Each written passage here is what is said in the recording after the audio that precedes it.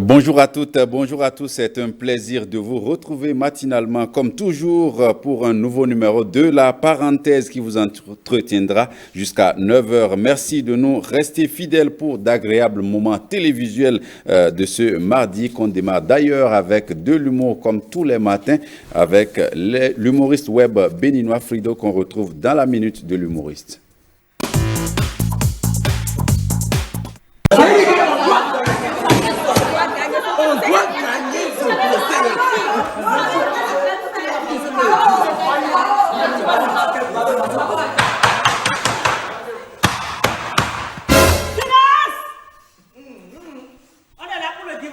Jomion et de Merveille.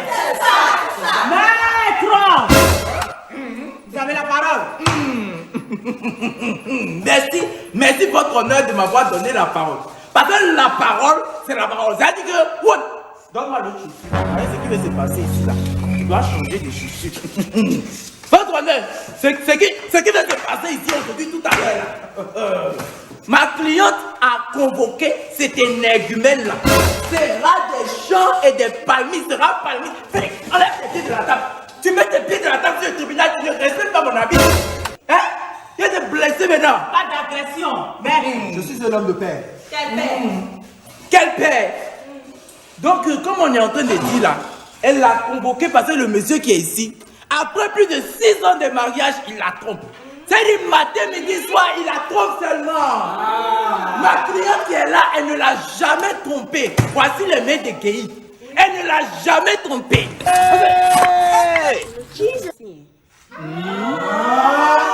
Il me trompe, je le trompe. C'est lui qui a commencé, moi, mon cher.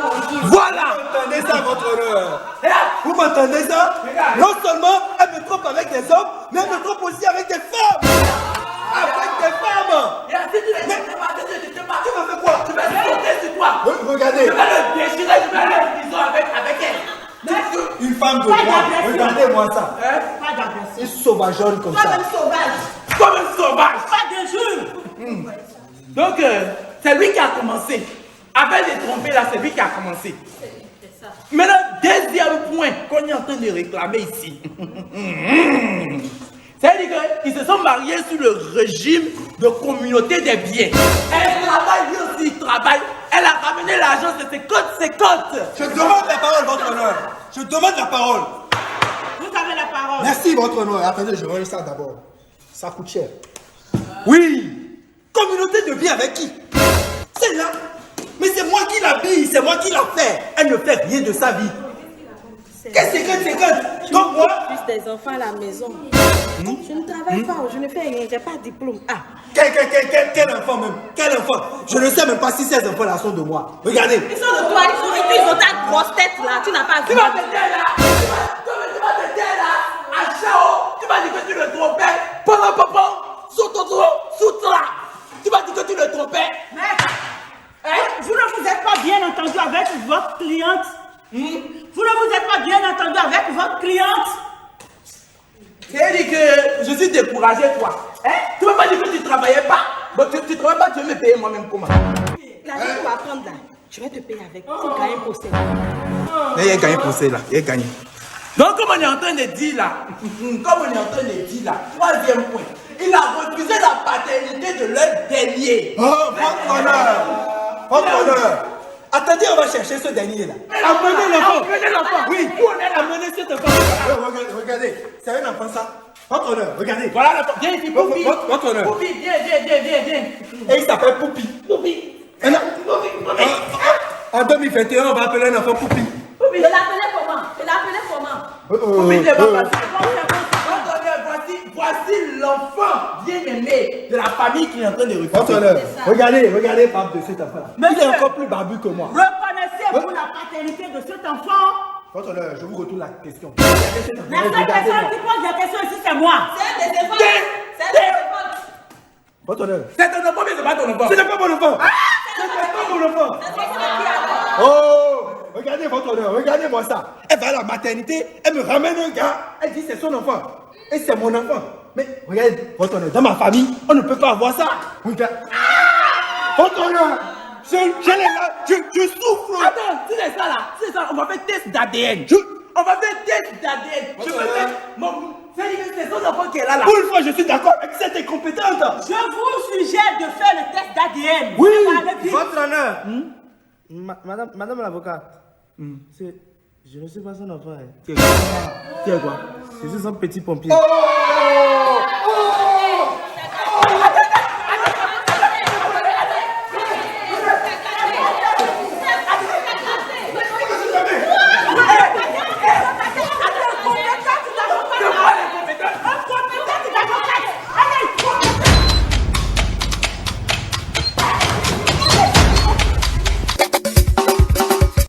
Et voilà, c'était donc Frido dans ses œuvres. Et on a pu suivre ce scénario intitulé Le divorce. Merci donc à l'humoriste web béninois qui nous accompagne dans la parenthèse qui aujourd'hui vous réserve, comme je vous l'avais dit, les rubriques comme Parade de grand-mère aujourd'hui avec le représentant de grand-mère. Nous irons une fois encore apprendre beaucoup de la sagesse de grand-mère. Nous aurons également du sport dans ce numéro. Nous allons mieux comprendre l'expression ou le mot l'androgénie, voilà, l'hyperandrogénie en sport aujourd'hui, avec bien entendu un élément qui va vous expliquer un peu plus en athlétisme comment cela se passe quand un athlète est déclaré hyperandrogène. Nous aurons également bien entendu la rubrique béninoise de la diaspora. Nous aurons aujourd'hui dans un instant une béninoise qui vit à Washington DC et qui est partie pour les études. Elle va nous expliquer comment le milieu est complètement différent de notre milieu ici et comment elle a pu s'adapter dans ce milieu qui avait ses exigences à son arrivée à Washington aux États-Unis. Le talk du jour vous entretiendra sur bien entendu comment contenir les enfants rois. Ils sont nombreux, ces enfants, dans nos ménages, dans nos maisons, à être intenables, capricieux et qui assujettissent tout le monde à leurs caprices et qui dominent tout le monde dans la maison de par leurs caprices, parfois face à des parents dont l'autorité n'a plus de sens pour eux. Nous allons revenir sur tout ceci au cours du talk du jour. Voilà un peu la charpente de cette émission, bien entendu, sans oublier les deux rendez-vous du net, à savoir Vue sur le net avec Stanislas Limpon et Gossip avec lui. Nous allons faire le tour de l'actualité des célébrités de ce monde. Mais avant tout ceci, je retrouve le représentant de grand-mère pour Parade de grand-mère. C'est avec Ézéchiel Jaco et Didas Tossou.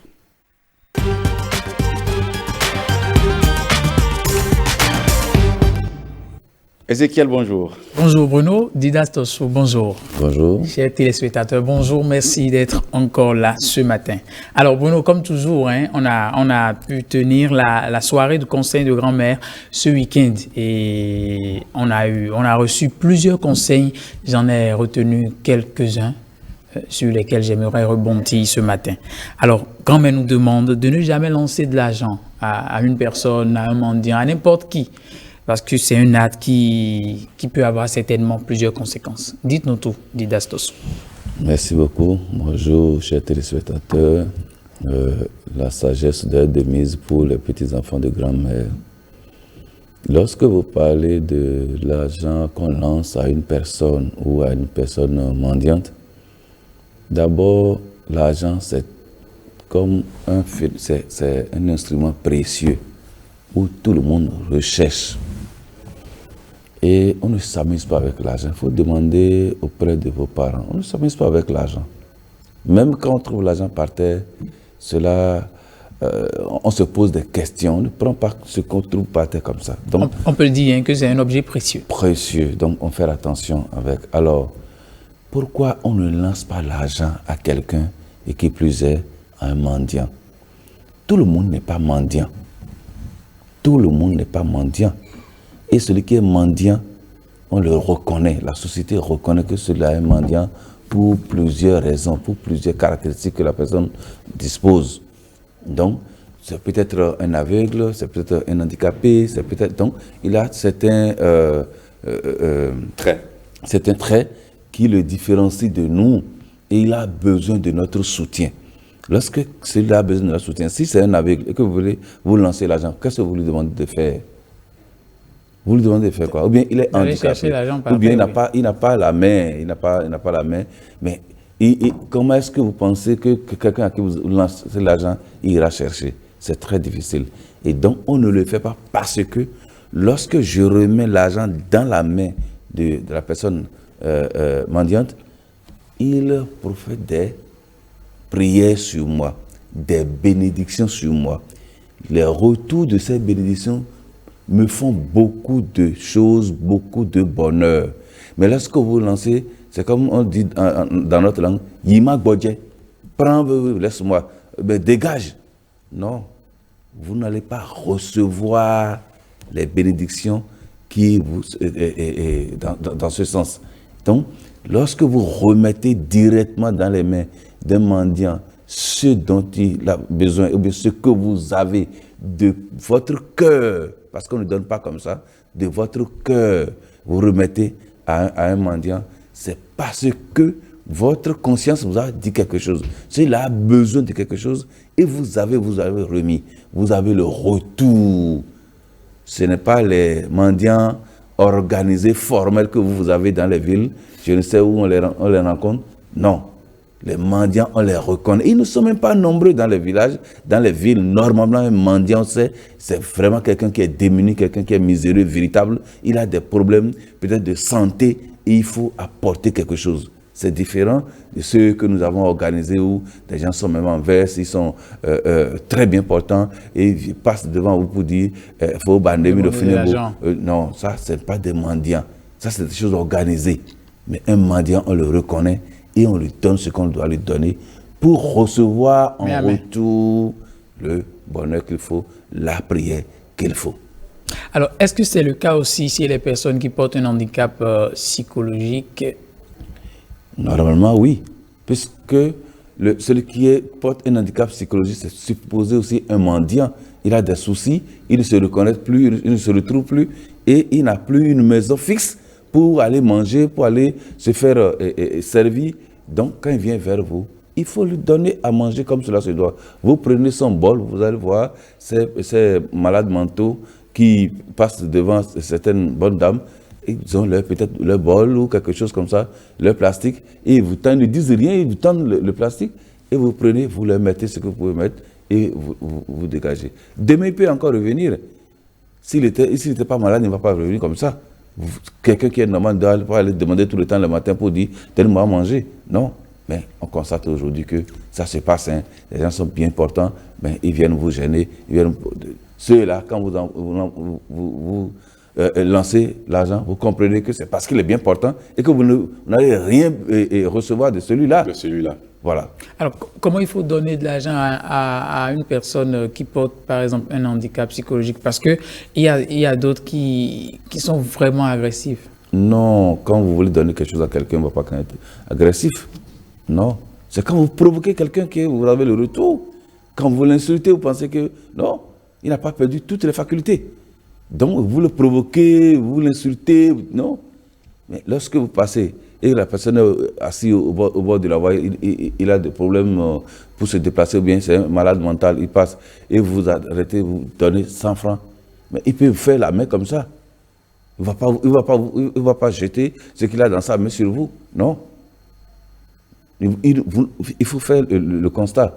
Quelqu'un qui est malade mental et qu'on lui donne quelque chose, il peut vous insulter parce qu'il ne se reconnaît pas.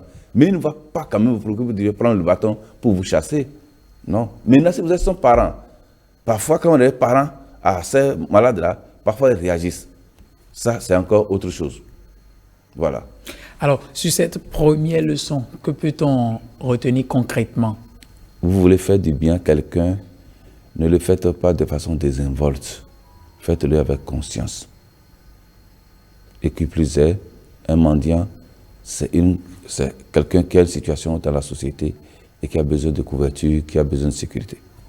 Merci, Didas Sossou. Si Bruno n'a pas une question, on va... Moi, je pense que la leçon de grand-mère est bien claire. Hein. Quand on veut faire du bien, Il faut le faire avec bienséance. C'est Voilà, ça. il ne faut pas le faire comme si vous êtes contraint. Il faut le faire avec un bon cœur. Il faut le faire avec tout votre cœur. Il ne faut pas le faire en rabaissant l'autre. Ce n'est pas parce qu'il est mendiant, ce n'est pas parce qu'il vous demande de l'aide qu'il faut lui donner avec voilà, des gestes humiliants et rabaissants. Voilà. C'est pas. Demain, ça pourrait être vous. C'est ça. Allez, merci. On va virer sur la seconde leçon. Grand-mère nous interdit d'enjamber une femme enceinte. Dites-nous pourquoi. Vous savez que grand-mère, ces leçons sont vraiment à suivre. Oui. Une femme enceinte, c'est un être à part. La femme enceinte a quoi de si sacré? Elle est d'abord un être humain sacré. Et la femme, la vie d'une femme doit être honorée. Il faut retenir ça une fois de bon. La vie d'une femme doit être honorée. Maintenant, une femme enceinte, c'est une femme chargée. Quand les gens voient une femme enceinte dans la blague, on dit « oh non ». Ou bien, c'est pas véritablement qu'elle va faire 2 enfants, hein, mais Non, c'est systématique. c'est systématique. Oh non, pour blaguer. Ou bien, parce que c'est un être chargé. On surveille vraiment la femme qui est enceinte. On ne s'amuse pas en disant avec la femme qui est enceinte. Si vous allez à l'hôpital, vous allez voir les gynécologues, les médecins, mais ils font un effort de blaguer avec ces femmes pour ne pas les traumatiser. D'accord? Oui. Maintenant, vous demandez pourquoi on n'enjambe pas une femme enceinte. Première chose, lorsque vous enjambez une femme enceinte, si la femme accouche, l'enfant finira par vous ressembler. Si vous n'êtes pas le mari, par exemple, vous êtes Ézéchiel, vous n'êtes pas le mari de cette dame-là, et qu'elle accouche, et que l'enfant vous ressemble, qu'est-ce qu'on va dire? Oui, on va vous poser des questions. On va demander à la femme, mais qu'est-ce qui s'est passé? Et l'enfant ne m'a pas ressemblé, et a ressemblé à Ézéchiel. Si par malheur, c'est encore dans la famille que vous le faites, mais il y aura discussion. On ira consulter ce qu'il faut consulter pour voir si véritablement il n'y a pas de souci. Le simple fait d'enjamber une femme D'enjamber enceinte. une femme. Ah bon? Voilà. Donc, on n'enjambe pas une femme enceinte. Maintenant, l'autre paire de manches, la deuxième partie de cette chose-là, ce que la grand-mère refuse, lorsque vous enjambez une femme, si vous avez certains maux, certaines maladies que vous entraînez, vous, que ce soit homme, femme qui enjambe la femme, vous pouvez laisser votre malheur là, sur cette dame-là. Et elle peut en souffrir jusqu'à terme. Le contraire, vous aussi, en enjambant la femme enceinte, vous pouvez colporter maintenant les petits soucis qu'elle a. Et chaque fois, c'est vous qui allez dire, j'ai froid ici, vraiment, j'ai une chaleur ici, et c'est comme ça. Vous n'allez pas savoir que c'est de là que vous avez colporté ça. Et donc, on ne le fait pas. C'est des expériences de grand-mère qui ont montré que lorsque une femme est enceinte, il ne faut pas l'enjamber. C'est un acte qui provoque une transmission, c'est ça? Voilà. Voilà, on ne le fait pas. On ne le fait pas. Vous ne pouvez pas délibérément voir une femme. Il faut dire doucement, elle va plier ses pieds et vous allez passer. Pourquoi vous allez chercher à faire ce qu'on vous a demandé de ne pas faire? Il y a quand même des femmes enceintes tellement fatiguées déjà qui s'allongent parfois et ont même du mal à... Qu'est-ce qui vous empêche de lui dire, madame, excusez, je vais passer? C'est quoi? Vous êtes en train de faire une course? Vous ne pas attendre qu'elle plie un peu ses pieds? C'est quoi? Vous êtes dans une chambre bien, vous êtes dans une maison. Quel est le temps qu'elle va prendre juste pour plier, même si elle est malade? Il faut trouver les solutions pour ne pas l'enjamber. Il ne faut pas dire, je vais le faire pour voir ce que ça va donner. Je vous ai dit, quand grand-mère demande de ne pas faire quelque chose que vous le faites, ce n'est pas tout de suite là que vous avez les conséquences. C'est à long terme. C'est à long terme.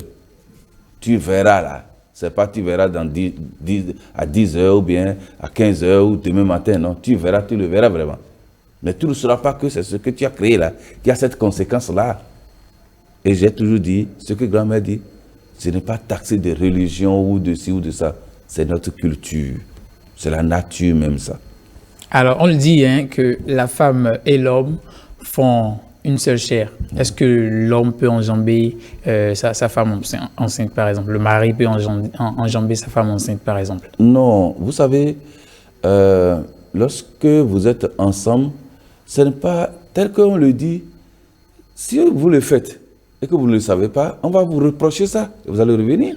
Mais dès que vous savez qu'on ne le fait pas et que vous osez, vous avez les conséquences, c'est tout simplement ce que je dis. On dit dans notre langue... C'est pareil pour le baril aussi. Oui, mais vous demandez dossier non ouassia. Quand vous dites on ne fait pas ça, si tu ne sais pas, aujourd'hui les jeunes là qui se marient ne savent rien de tout ce que nous disons. Vous vous retrouvez seulement quelque part là au bord de la voie, vous parlez là, c'est grossesse qui sort. Tout ce que nous disons, ça ne va pas vous intéresser.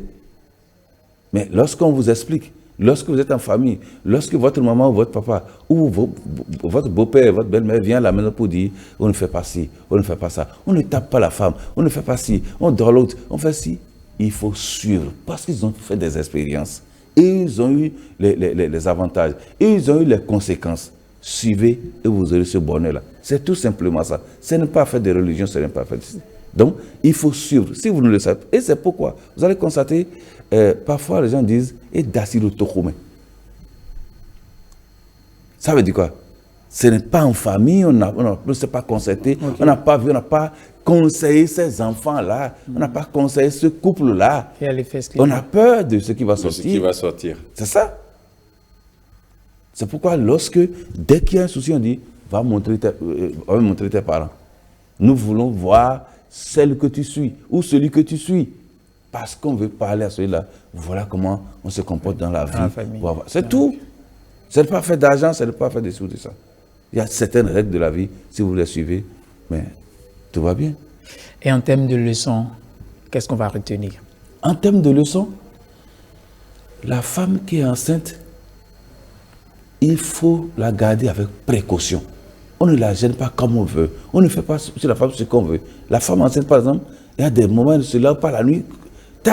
Il y a des choses où la femme ne fait pas. Et donc, la femme qui est enceinte, c'est une être chargée et on doit pouvoir la sécuriser dans tous les sens. Dans tous les sens. Et nous avons pris un exemple ce matin, c'est de ne pas enjamber la femme enceinte. Merci. Didastre Sou, si Bruno n'a plus rien à dire, on va virer sur la troisième leçon. Très rapidement, allez-y. Alors, la semaine dernière, on nous a appris, grand-mère nous a appris beaucoup de choses en matière de manger avec les personnes âgées et les règles qui régissent le partage de repas entre les personnes âgées. Alors, grand-mère nous enseigne aujourd'hui aussi qu'il ne faut pas poser ses fesses sur une table à manger. Dites-nous pourquoi. Merci beaucoup. D'abord, au temps de grand-mère, les affaires de table à manger, les affaires de salle à manger n'existaient pas. Il y a quelque part, on mange d'accord, mais tel qu'on prend précaution aujourd'hui. Aujourd'hui, ce n'était pas le cas. Salon à part, table quelque part à part, ça c'est vous qui avez créé tout ça. C'est bien organisé aujourd'hui. C'est vous qui avez créé tout ça. Autant de grand-mère, il n'y avait rien. Il n'y avait rien, on s'assoit par terre, on mange. Maintenant, quand on a commencé à créer les questions de table à manger, de salle à manger, c'est un lieu précieux, je vous ai dit. C'est d'abord précieux et après hygiénique. Ok. Donc, si là où on doit manger, vous allez vous asseoir, peut-être que vous avez quitté un lieu d'aisance, vous êtes revenu. Vous allez salir les lieux. Ce n'est pas hygiénique. Ça fait un, mais c'est un lieu où on doit pouvoir protéger. Parce que quand vous quittez, mais vous laissez votre manger, le lendemain vous revenez voir, non? Oui ou non? Oui. Mais il y a des gens qui ont protégé. Et vous avez toujours dit ça ici. Oui. Il y a des gens qui ont protégé. Et vous allez salir les lieux, vous n'allez pas voir quelqu'un. Voilà. Il paraît aussi que c'est un acte qui pose ses fesses sur une table à manger et on est beaucoup plus... on nous dit... je sais pas. On nous dit que cet acte, en réalité, tu ne devrais pas le faire, mais si tu le fais, c'est que tu es accusé de tout. Tu es accusé peut-être d'innocent, d'un acte que tu n'as peut-être pas... Non, vous savez, si par exemple je prends un enfant, un bébé qui est en train de pleurer, et sa maman est en train de faire la table et prendre l'enfant, peut-être un gardant, peut-être il veut faire asseoir l'enfant, tout ça, elle sait quelles précautions prendre. Mais vous êtes déjà adulte, vous savez qu'on ne s'assoit pas là. Ouais. J'ai dit c'est un lieu précieux. C'est tout comme si vous voulez désacraliser, voilà. Vous voulez désacraliser le lieu. C'est pas bien. Okay. Ça fait bizarre hein, quand vous asseyez sur la table à manger. Oui. Ouais, ça peut déranger plus d'un même dans la maison. Dès que vous êtes aperçu, on va vous rappeler à l'ordre simplement. Merci beaucoup à vous. Merci, Bruno. Ézéchiel Merci, Jacques, aujourd'hui, oui. on a étudié 3 maximes de grand-mère. La Oui. première, c'était ne pas lancer de l'argent À n'importe qui, et aux mendiants. La deuxième maxime, il c'était... ne faut pas enjamber une femme enceinte. Voilà, il ne faut jamais enjamber une femme enceinte. Et la troisième maxime, c'était bien entendu de ne pas s'asseoir sur la table à manger. Tout comme c'est interdit de s'asseoir sur le mortier, par exemple. Oui. C'est ça. Quand on est femme. Mais vous aurez le problème lombaire, tout simplement. Ah, oui. Ça, c'est pas possible. Parce que c'est tout comme si on est en train de vous piler. Ah. Oui, vous aurez le problème lombaire. Il ne faut pas le faire, s'il vous plaît.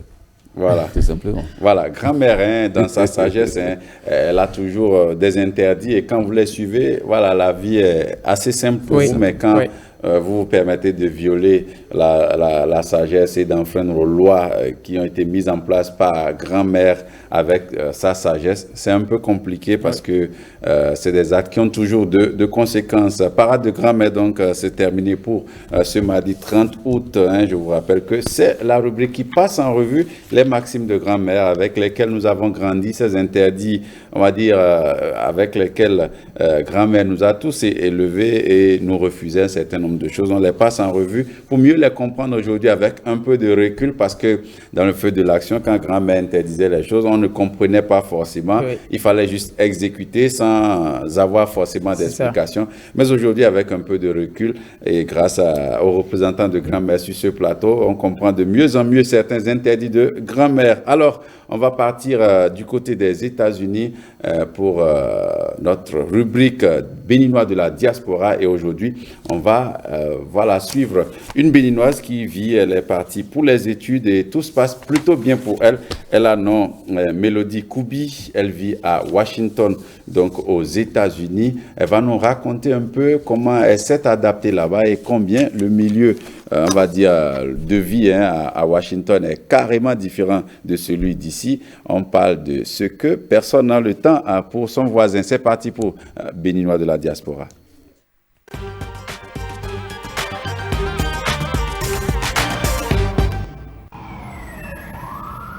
Quand tu quittes l'Afrique francophone et tu décides de résider ou d'étudier dans un pays anglophone, il y a d'abord le problème de la langue qui se pose. Alors ici aux États-Unis, ils ont un système que moi j'ai vraiment apprécié. Lorsque tu viens directement, il y a des community colleges qui sont là. Peu importe ce que tu es, que tu viens dans le pays, que tu ne parles pas l'anglais, il y a ces community colleges là qui vous accueillent gratuitement. En même temps que tu étudies l'anglais, il y a des départements qui te permettent d'appliquer pour des jobs. Quand tu as besoin de travailler, quand tu es dans les normes, tu as tes papiers, tu as besoin de travailler. Dans ces départements, si tu as besoin de travail, tu vas là-bas, ils vont te montrer comment appliquer pour obtenir un job gratuitement. Ici, à partir de 16 ans, déjà, les enfants ont la possibilité de travailler, déjà à 16 ans. Moi, personnellement, à 16 ans, au Bénin, à Cotonou, je ne travaillais pas. Pendant les vacances, j'étais à la maison. C'est vrai qu'à Cotonou, il y a des enfants qui travaillent pendant les vacances, mais c'est juste des jobs de vacances, en fait. Moi, je n'avais jamais fait ça. Mais ici, les enfants travaillent en plein temps. Tu peux travailler en plein temps ou tu peux travailler en vacances. C'est-à-dire que des enfants qui sont même au high school, qui sont au collège, comme on le dit chez nous, à Cotonou, au collège, ces enfants-là ont la possibilité de travailler en plein temps si ils veulent. C'est un système que moi j'ai vraiment aimé. En Occident, c'est dans la plupart des pays occidentaux, c'est chacun pour soi. Chacun est dans son coin, chacun se mêle de ses affaires. Comme on le dit en anglais, mind your business. Like, chacun s'occupe de ce qui le regarde, quoi. Donc, tu peux t'habiller n'importe comment dans la rue, on s'en fout. On est actuellement en été, tu peux t'habiller comme si tu étais en hiver, porter ton manteau, tes bottes, on s'en fout. Personne ne te dira absolument rien. On s'en fout pas mal de toi. Tu peux être en train de danser dans la rue, on s'en fout de ce que tu fais. C'est un système que moi j'aime beaucoup parce que en Afrique, vous savez, on critique beaucoup.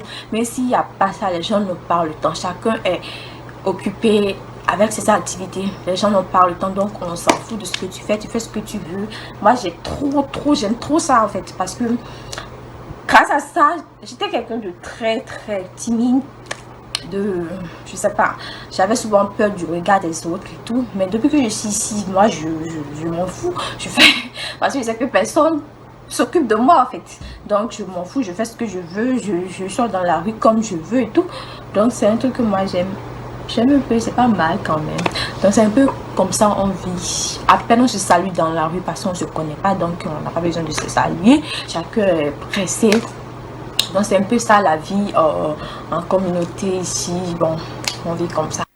Et voilà, donc c'était les nouvelles de Mélodie Koubi qui vit du côté des États-Unis. Elle nous raconte un peu, et vous avez pu voir, hein, ça doit vous intéresser, vous qui êtes représentant de grand-mère. Elle parle de ce que la vie aux États-Unis, personne n'a le temps. Elle a utilisé une expression que les anglophones aiment bien, mind your business, occupe-toi de tes affaires, comme on dit en français. Donc c'est le style de vie un peu là-bas, c'est pas l'environnement où chacun veut prendre des nouvelles de l'autre, veut savoir comment l'autre va. C'est pas forcément voilà, des comportements qu'on retrouve là-bas. Donc quand vous quittez des milieux africains où on a l'habitude de se saluer entre voisins, de prendre des nouvelles l'un de l'autre, de chercher à savoir comment l'autre va, et que vous allez dans des milieux où à la limite chacun est dans son monde, chacun s'occupe de ses affaires, chacun est pressé par le temps, ça peut vous rendre dépaysé un peu quand même. Je vais peut-être faire une liaison là. Vous savez, dans ces pays-là, on peut enjamber une femme enceinte. Sans problème. Puisqu'on n'a pas le temps. On ne veut même pas le dire doucement. On n'a pas mon temps, on me dit même, s'il vous plaît, je vais passer.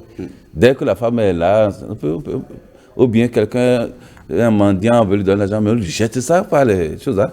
Et pas les vite là rapidement et on s'en va. Donc, c'est un autre monde. Et il n'y aura pas ces conséquences là-bas? Ce monde a ses conséquences là-bas. Vous voyez les comportements que les gens ont. Si quelqu'un, quelque part, il n'a pas mon temps, que je n'ai pas le temps de l'autre, c'est comme ça, si je vais me suicider ou bien quand je vais mourir, personne ne viendra voir. Il n'y a pas de vie collégiale là, il n'y a pas de vie en société. Donc, chacun vit comme il veut et il se défend comme il veut.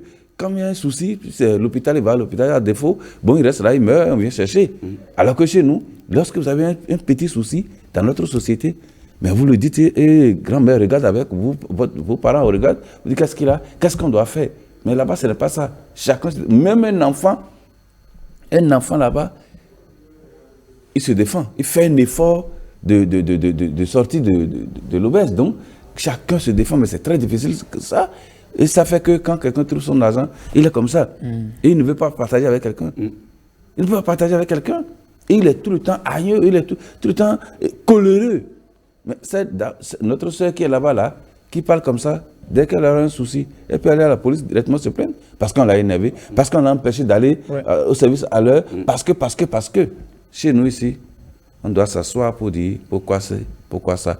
On peut même t'appeler pour dire pourquoi tu as fait ça à ton frère ou à ta soeur. Là-bas, ce n'est pas ça, il n'y a pas de pitié. Donc, voilà un peu, dès lors que cette vie en société n'existe plus et que c'est une vie industrialisée, ben, ces conséquences sont là. Chacun se défend et il n'a plus de parents, il n'a plus rien. Effectivement, hein, c'est ce qui se passe ailleurs. Ézéchiel, c'est quand même deux mondes différents, l'Afrique et ailleurs, c'est deux mondes différents, deux sociétés carrément différentes. Oui. Et je pense que c'est la meilleure des choses même, parce que de l'autre côté, vous voyez, le temps c'est de l'argent en fait. Chacun se démène, chacun se cherche, personne ne veut avoir les nouvelles de l'autre et la vision là-bas c'est de l'argent. Il faut chercher de l'argent et je pense que c'est mieux. C'est ce qu'on devrait en fait incorporer aussi à l'Afrique. Ah oui? Oui, je pense. Et laisser nos valeurs qui sont purement humaines quand même. Pas pour autant. Ce que je déplore de l'autre côté, c'est le fait de mettre l'argent en premier et oublier l'humain. À des moments donnés. L'humain et l'humanisme. Nous, on a déjà en fait une nature qui va rester. Mais il faudrait quand même qu'on se mette en avant aussi l'argent. C'est important. Ne pas chercher à demander de l'argent à l'autre, mais se battre pour faire sa personnalité. Je pense que c'est bien, mais de l'autre côté aussi, il faut quand même ajouter l'humain, c'est très important. Vous savez, lorsque les matins vous saluez vos parents, vous savez ce dont vous bénéficiez là, ce que vous ramassez comme bonheur, vous le savez. Bénédiction. Oui, quand on dit bonjour papa, bonjour maman, et on s'incline là. Il y a d'autres qui se couchent même par terre complètement. Oui, mais vous gagnez beaucoup de choses, mais dans ces pays-là, ils n'ont plus ça. Clairement. Quand quelqu'un quitte le service, on dit bonne arrivée papa, vous avez fait un peu là. C'est beaucoup de choses. Là-bas, là, Quand on dit à table, là, c'est qu'on veut manger. Mais chez nous, on ne dit pas ça. On n'appelle pas un parent pour dire viens manger. On t'appelle, papa t'a appelé.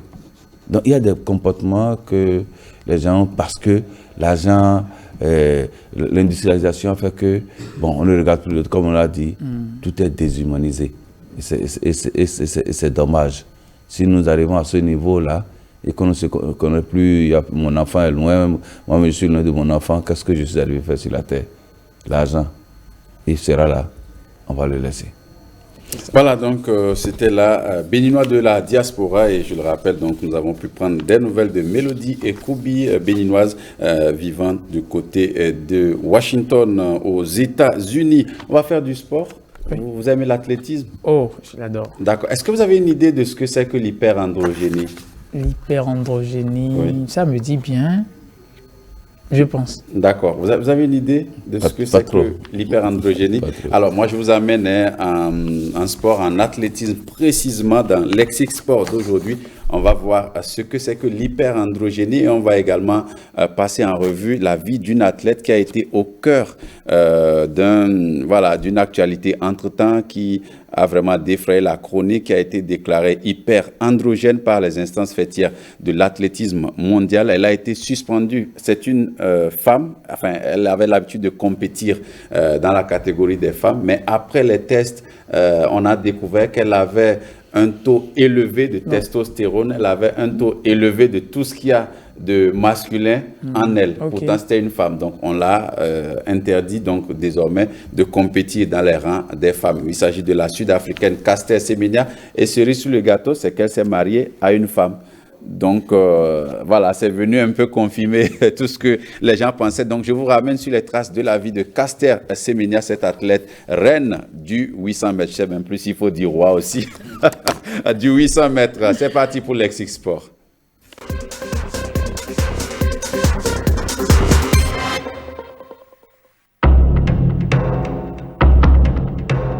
Voici Caster Semenya. En 2009, à 19 ans, cette Sud-Africaine a été couronnée championne du monde du 800 mètres à Berlin.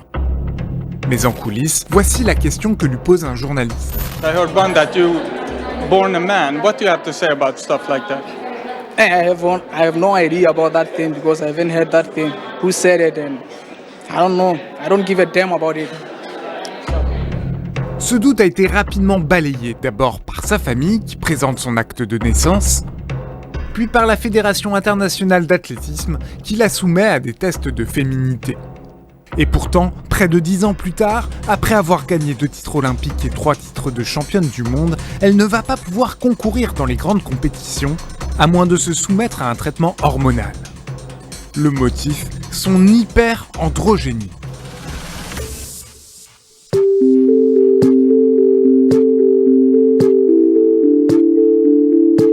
Expliquons dans un premier temps ce qu'est l'hyperandrogénie. C'est un syndrome résultant d'un excès de production d'hormones sexuelles mâles, les androgènes, et notamment de la testostérone. Les femmes concernées ont un taux sanguin de testostérone plus élevé que la moyenne, ce qui a un effet sur leur corps. Il faut savoir que la testostérone est générée en grande quantité chez les hommes, essentiellement par les testicules, et qu'elle est nécessaire au bon fonctionnement sexuel. Mais cette hormone est aussi produite en quantité moindre chez les femmes par leurs ovaires. Caster Semenya, elle, en produit beaucoup. Chez elle, l'origine de cette surproduction est génétique, comme c'est le plus souvent le cas, même si d'autres causes médicales peuvent avoir ces effets. Face aux critiques, c'est d'ailleurs cette origine naturelle de l'hyperandrogénie que pointe Caster Semenya. Dieu m'a créé comme je suis. Je m'accepte et je suis fière. La réponse est la même pour Francine Niyonsaba, une athlète burundaise touchée par le même syndrome. For sure, I didn't choose to born like this. What am I? I'm created by God. So, someone had more question about it. Maybe can God ask God? I love myself. I will still fancy. I will not change. Mais les succès de ces sportives hyperandrogènes très présentes dans certaines disciplines sont critiqués par la Fédération internationale d'athlétisme. Selon elle, l'hyperandrogénie sera à l'origine d'écarts de performance entre les coureuses. C'est ainsi qu'en 2011, la fédération impose des seuils de testostérone aux athlètes femmes. Celles dont les taux les plus élevés sont comparables aux plus faibles de ceux des hommes se voient interdire les compétitions si elles ne suivent pas un traitement hormonal. Mais ce règlement est cassé par le tribunal arbitral du sport en 2015 après un procès mené par Dutee Chand, une sprinteuse indienne hyperandrogène. Le tribunal reconnaît que le lien entre hyperandrogénie et performance sportive n'a jamais été prouvé scientifiquement. D'ailleurs, Dutee Chand a beau être hyperandrogène, son palmarès, contrairement à celui de Caster Semenya, est assez modeste. Mais en avril 2018, la Fédération internationale d'athlétisme relance la bataille. Elle tente de faire passer un nouveau règlement pour imposer un seuil de testostérone aux athlètes féminines. The core value for the IAAF is the empowerment of girls and women through athletics. The regulations that we are introducing are there to protect the sanctity of fair and open competition. La fédération explique vouloir préserver l'équité entre les sportifs sur les courses allant de 400 mètres à 1 mile, c'est-à-dire 1609 mètres. Dans ce nouveau règlement, les sportifs hyperandrogènes sont dites affectés d'une différence du développement sexuel, appelée DSD. En juin 2018, cette fois, c'est Caster Semenya qui attaque ce règlement devant le tribunal arbitral du sport pour empêcher son application. Durant cette procédure, elle est soutenue par les autorités de son pays. What's at stake here is far more than the right to participate in a sport. Women's bodies, their well-being, their very identity, their privacy, their sense of safety and belonging in the world are being questioned. Le 1er mai 2019, le tribunal arbitral du sport a maintenu ce nouveau règlement. Caster Semenya ne pourra plus participer à des compétitions internationales sur ses distances de prédilection si elle n'accepte pas de traitement hormonal. Mais si Caster Semenya a perdu son procès contre la Fédération internationale d'athlétisme, elle a cependant gagné celui de l'opinion. Ses performances et sa personnalité charismatique lui assurent une importante popularité dans son pays.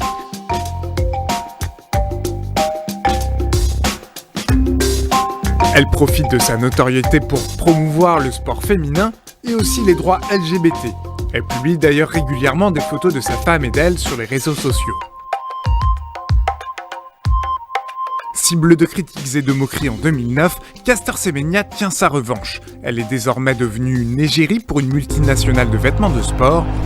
Would it be easier for you if I wasn't so fast?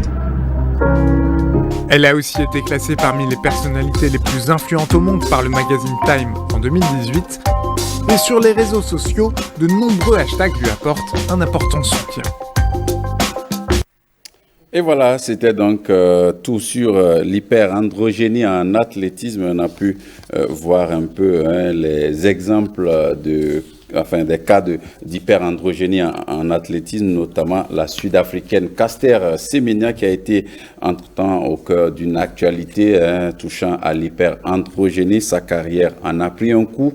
Des décisions ont été prises à son encontre par les instances faîtières de l'athlétisme mondial. On va poursuivre cette émission. À présent, on marque une courte pause et juste après, on retrouve Stanislas Limpon. Ça va être un instant net avec, bien entendu, on va dire le journaliste 2.0 de la maison. Avec lui, nous allons bien entendu faire vue sur le net avec lui et gossip à la suite. Nous allons bien entendu nous marrer et aussi prendre les nouvelles des célébrités de ce monde dans un instant.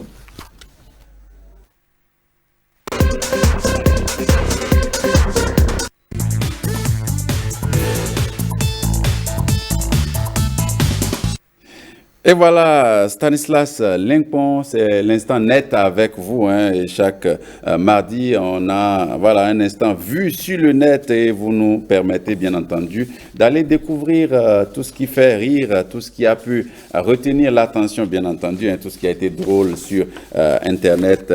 Et ce matin, vous êtes là pour l'exercice. Bonjour. Bonjour Bruno Soali, bonjour chers amis téléspectateurs. Merci de prendre le rendez-vous et nous sommes là pour vous faire rire comme vous l'avez dit Bruno. Alors, on démarre avec vous. Le premier message, première vidéo, première image. Oui, Bruno, les vacances scolaires sont bientôt terminées, vous le savez très bien. Et déjà, il paraît que les vacanciers rentrent chez eux. Moi, sur le net, j'ai repéré certaines images pour vous. Pour certains, c'est une douloureuse séparation, semble signifier cette image, l'image à venir que je vous propose d'ailleurs. Deux personnes qui s'embrassent, vous allez voir ça. Mais de quelle manière? De quelle manière? Vous allez voir ça, bien sûr. En tout cas, la légende qui accompagne la photo dit « Quand tu tombes amoureux d'une vacancière ». Ça se fait, on ne va plus dire au pied du bus, hein, parce que là, on sent que la jeune dame, elle est en train de voyager, le jeune homme qui est visiblement venu la raccompagner. Voilà. C'est des moments un peu douloureux, hein, si on s'en tient à la légende, c'est que les amours de vacances, tiens, peut-être on pourrait en parler un jour dans la parenthèse, les amours de vacances, c'est toujours court, il faut en profiter au maximum, ça vient pendant les vacances, ça finit aussi à l'approche de la rentrée, la séparation douloureuse et après, chacun retrouve son ancienne vie d'école ou d'élève, d'écolier ou d'élève et puis la vie continue et ça fait peut-être aux prochaines vacances. Exactement. La prochaine image, l'image à venir, est aussi relative à l'amour. Il s'agit d'une conversation entre un beau-fils et son beau-père. Je vous propose cette image. Bruno Soali, le beau-fils dit à son beau-père, « Beau papa, c'est comme je disais la fois dernière, le montant de la dot là est trop fort. Je viendrai te voir ce week-end pour qu'on en parle. » Et au beau papa de répliquer en ces termes, c'est fort, avec quoi? Baisser quoi? 7 millions, c'est beaucoup? Ou même l'argent là? Toi-même, tu sais que les filles brunes coûtent cher chez nous. Tu ignores rien. C'est le beau-père qui parle, tu n'ignores rien. Et le beau-fils réplique en ces termes, mais papa, Sandrine est née noire. Et a toujours été noire. C'est l'année dernière qu'elle a commencé à être brune. Vous le savez très bien de quoi il parle. Et le beau-parent réplique en ces termes. Et ça fait quoi? Il fallait alors la doter il y a 3 ans quand elle était noire. Ma fille est brune, point. Et la dot des filles brunes n'est pas n'importe quoi. Si tu n'as pas l'argent, passe. Et le beau-fils réplique, papa Gustave. Ce n'est plus beau, papa. Voilà. Mais c'est quelque chose que certains rencontrent quand même. Hein, bien sûr. Au niveau de la dot, parfois, c'est un moment de commerce pour certains parents qui profitent pour en demander un peu trop. Là, on parle de 7 millions. Je ne dis pas que 7 millions, c'est beaucoup pour une dot parce que ça dépend des familles, ça dépend de la société dans laquelle on se trouve. Ailleurs, peut-être 7 millions, c'est rien. Mais la question ici, c'est le fait que la loge de la dot on va dire, pesée selon le teint de la jeune femme qui est brune et qui fait que ses parents donc réclament un peu plus et l'homme qui doit remettre les choses dans l'ordre et demande pourquoi est-ce que la fille qui était noire seulement jusqu'à l'année passée, ça doit être un peu trop quand même. C'est une drôle de conversation entre un gendre et son beau-père. Je me demande si ce n'est pas un message monté de toutes pièces aussi pour dénoncer ce que nous savons tous, les dames qui s'achètent la peau des bananes. Je voudrais dire, ceux qui se dépigmentent, excusez-moi pour le thème. Donc je me demande si ce n'est pas aussi une manière de dire, écoutez, gardez votre teint naturel, ne cherchez pas à avoir un autre teint pour faire croire que vous êtes aussi clair ou bien je ne sais pas quoi. Encore que quand on essaie de s'acheter cette couleur de peau, on n'est jamais clair, on n'est jamais blanc, on n'est jamais noir, on est sans racines en fait. Voilà qui est bien dit. Allez, autre chose, Stanislas? Oui, un autre sujet, Bruno, comme vous le demandez déjà. Il paraît que quand un taximan devient pilote de ligne, le comportement est différent. C'est ce que j'ai constaté sur le net avec mes amis. Sur le net, j'ai repéré un conducteur de taxi pour vous. Il est devenu visiblement pilote de ligne. Regardez s'il vous plaît bien l'image. Il s'agirait d'un avion, comme vous pouvez le constater. Le pilote agite sa main. Je ne sais pas si c'est possible, mais en légende, il est écrit un ancien taximan devenu pilote. Les réflexes sont restés. Les réflexes sont restés. Ah voilà. oui, c'est donc la main. Et cette main que les conducteurs de taxi ont toujours l'habitude de poser sur la portière. Ils descendent la vitre. Et là, dans l'avion, ils trouvent le moyen de sortir. Ça, voilà. Ça c'est un vrai montage. Et comme c'est drôle, hein, drôle, un ancien taximan devenu pilote d'avion, ça donne ceci, simplement la main toujours dehors, comme dans un taxi, pour retrouver, on va dire, voilà, les réflexes de conducteurs de taxi. Donc, les réflexes sont restés comme l'ont signifié nos amis internautes. Mais j'imagine que c'est un montage, bien sûr. Allez, Stanislas, autre chose encore? Oui, une vidéo cette fois-ci. Regardez s'il vous plaît. Le frein devient la manivelle. Et selon mes amis internautes, l'alcool n'est pas camarade de quelqu'un. C'est-à-dire, c'est un monsieur qui aurait bu sûrement et maintenant il veut manipuler sa moto. Et c'est le frein qu'il essaie de manipuler et ça ne prend pas visiblement. Et mes amis ont mis en légende, l'alcool n'est pas camarade de quelqu'un. Voilà, c'est une vidéo. Nous allons la jouer, vous allez voir.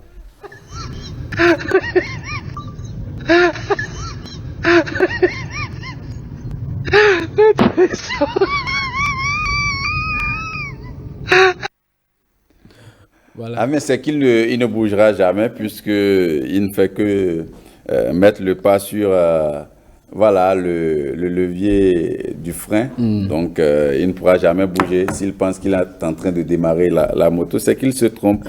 Et comme l'alcool peut vous jouer des tours à des moments donnés, vous pensez être... voilà, sur le bon chemin, vous pensez faire la bonne chose, mais en réalité, vous êtes simplement en train de passer à côté. Et le mal, c'est que vous ne vous rendez jamais compte. Et comme lui, actuellement, il pense vouloir démarrer la moto. La moto, ça ne prend pas. Voilà. C'est le levier qui lui essaie de manipuler. Et il essaie de manipuler, mais ça ne prend toujours pas. Alors, la dernière image, c'est toujours une vidéo. Il paraît que les pasteurs ont de difficultés parfois à délivrer les gens. Lors d'une campagne d'évangélisation, il y a un pasteur qui s'est retrouvé en face d'une combattante, d'une pratiquante de boxe. On va voir ça, tout de suite, et je vous propose cette image. C'est une vidéo. Damu ya Yesu Kristo wa Nazareth. Kwa damu ya Yesu Kristo wa Nazareth. Kwa damu ya Yesu Kristo wa Nazareth. Fire, fire, fire, fire, fire. I fire you. I fire. Choma kwa moto. Piga kila roho zote za giza. Kwa damu ya Yesu. Fire, fire. Fire in the name of Jesus. Piga kwa moto. Kwa damu ya Yesu Kristo wa Nazareth. Moto, moto, moto, moto, moto, moto. Moto, moto, moto, moto, moto, moto, moto. Moto, pita, moto, moto. Mais c'est, voilà, les risques du métier, simplement, comme on dit souvent. Bien sûr. Mais je me demande si le pasteur ne s'est pas trompé de sa cible. Est-ce que véritablement la dame était possédée? Bon, c'est une question que je me pose. Il est le mieux placé. Bon, en tout cas, on va mettre ça sous la violence des esprits mauvais. Bien sûr, c'est possible. La dame. La dame, c'est possible. Mais clairement, là, c'est une boxeuse. Hein.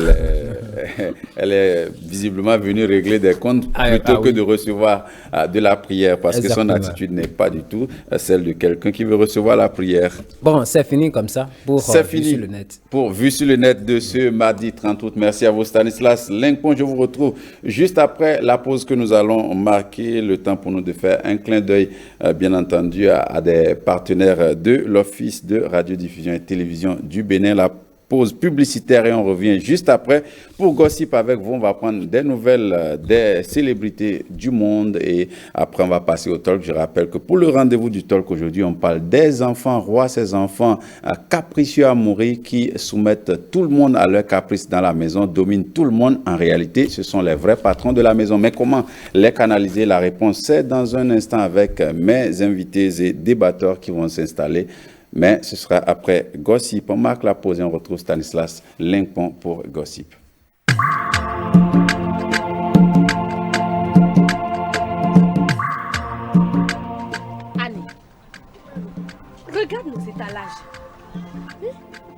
Moi, je finirai pas abandonner ce commerce-là.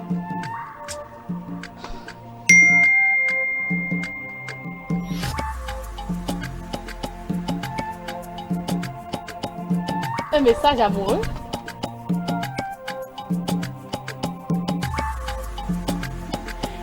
Love, love. Annie, tout ça en une journée? Ma copine, pardon, dis-moi tout. Ah, ma chère, tout ça, c'est grâce au microcrédit à l'AFIA. À l'AFIA. Hier, j'ai été notifiée par SMS de l'obtention de mon crédit.